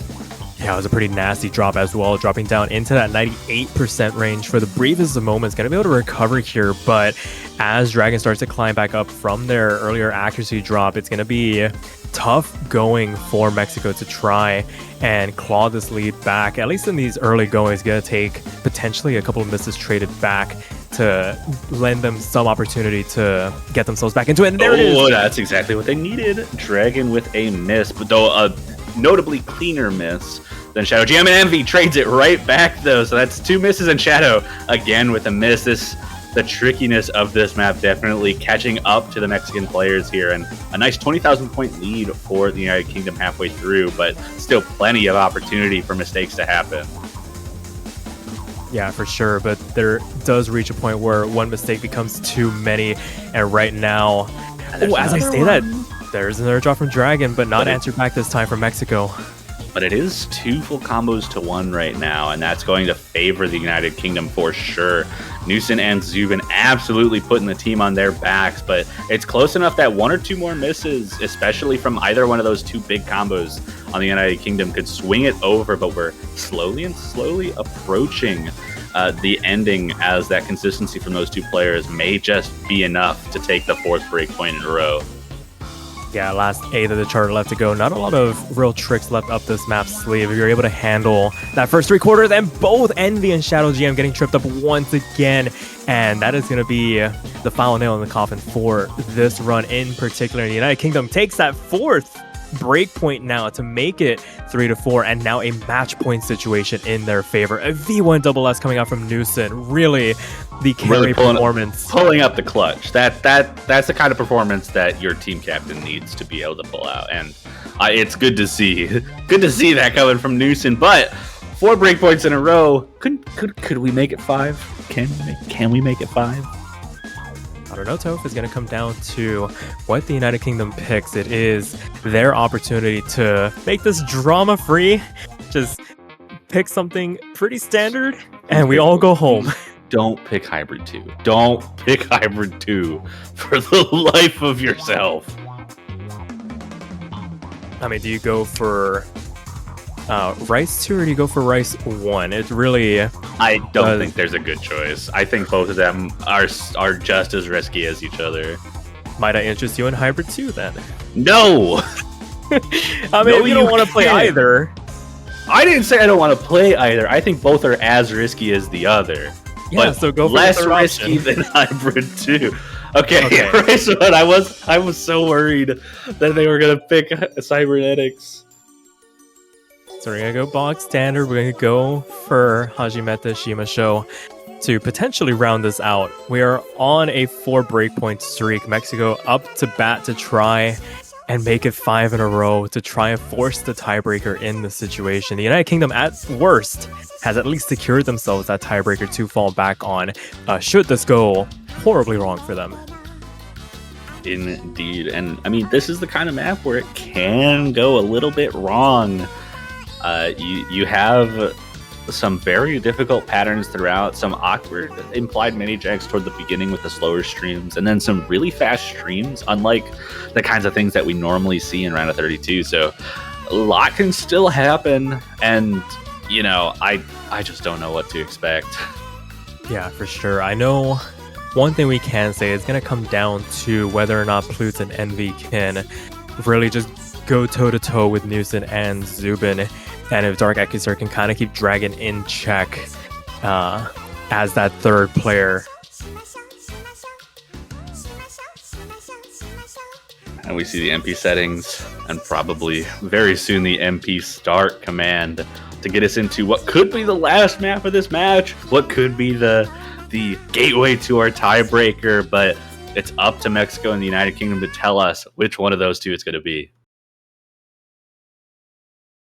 For sure, one of the longer maps in this pool, especially in this Rice pool, clocking at just under 3 minutes. But for these players, probably just going to come down to who can keep that 300 count as low as humanly possible. It feels like 200s are going to be out of the question, not allowed during this run in particular. No 200s, no accuracy drops. They're not allowed. Banned. But right out the gate, we have our slower streams to start us off. Looks like it's pretty close Newson with a 99.99 to start off with these easier patterns. Joined by Zubin in the 99.9 club. Plutes and Envy very close to that as well. And then Dark Accuser actually taking a little bit of an advantage over Dragon. So this is still very close in this intro before we hit the really fast streams in the chorus. Yeah, and those are going to be the matchups to watch out for. As I mentioned, Plutes and Envy needing to go toe-to-toe, but Envy finding a massive accuracy drop down a whole 0.4%, gonna give the United Kingdom a bit of leeway going into the second quarter of the chart. It wasn't a drop, very thankfully, but trying to make up that accuracy deficit is going to be a bit of a tall order. It's now going to be potentially a miss needing to come out from the United Kingdom to give Mexico a bit of a standing to get back into this. Envy was ghost tapping. I think they rushed a note there. That's such an unfortunate miss, but that's going to make it a little bit more comfortable for the UK. Just over 10,000 points now, as we have 3 full combos to 2 as we hit the halfway mark. Yeah, and there's Newson finding the drop. I think that's the first one for them this entire match, and doesn't hurt the lead too much. But now with Envy crossing that 400 combo cap, going to be able to make some inroads in this lead that the United Kingdom has built up. It's just by virtue of the fact that Newson has such a dominating accuracy over them that they're kind of able to tank their way through it as they now cross that 400 combo cap to kind of stem the bleeding a little bit here. Just a little bit back above the 400 combo mark. We have a third of the map left. Still plenty of time for mistakes and streams to be coming around.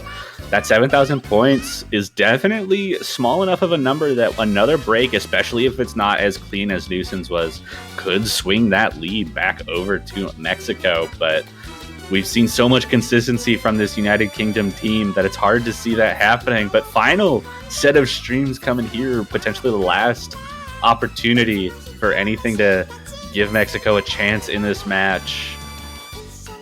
Yeah, it was a valiant, hard-fought effort. Last sliver of chart left to go. The lead now back over 10,000 points in favor of the United Kingdom, and it looked a little dicey for some stretches of this match. Mexico really giving them a run for their money, but the veterans of the United Kingdom really coming out to play with the support of their new additions, and they managed to take this, avoid the tiebreaker by a score of 3-5.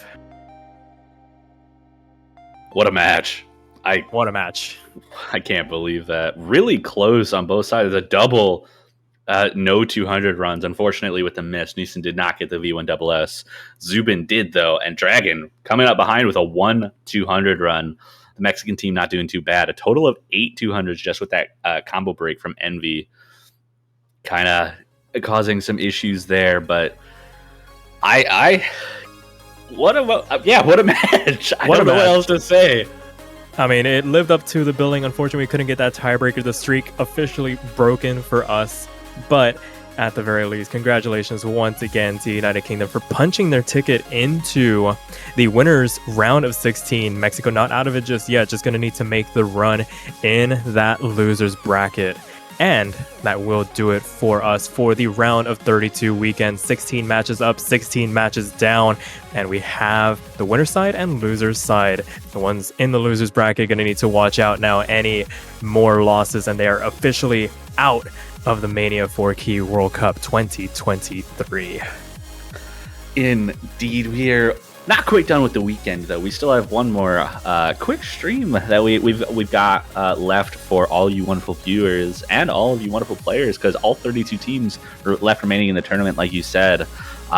We've got our round of 16 map pool showcase, which is going to be so exciting. You thought this map pool was hard. It's getting harder. It's getting more interesting. I'm really excited to see what maps our map curators have brought out to for these teams to battle each other with. But that'll be coming up in about 14 minutes at 21 UTC. Roughly, we're getting everything prepared now. But until then, do you have anything else to say, Sparky?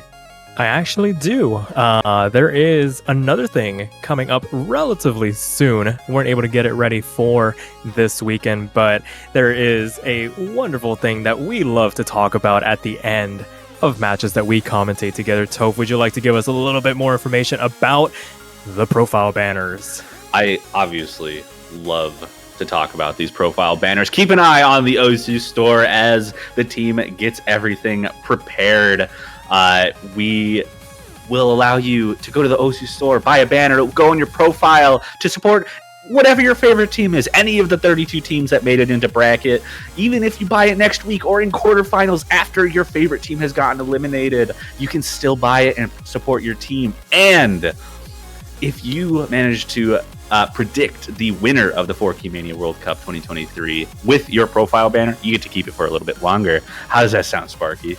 That sounds absolutely fantastic. So keep an eye out for that. They will be coming relatively shortly. If not by the end of today, then definitely by next weekend. So show your support, show your favorite team how much you care. And until then, we'll catch you guys in about 12 minutes for that round of 16 showcase.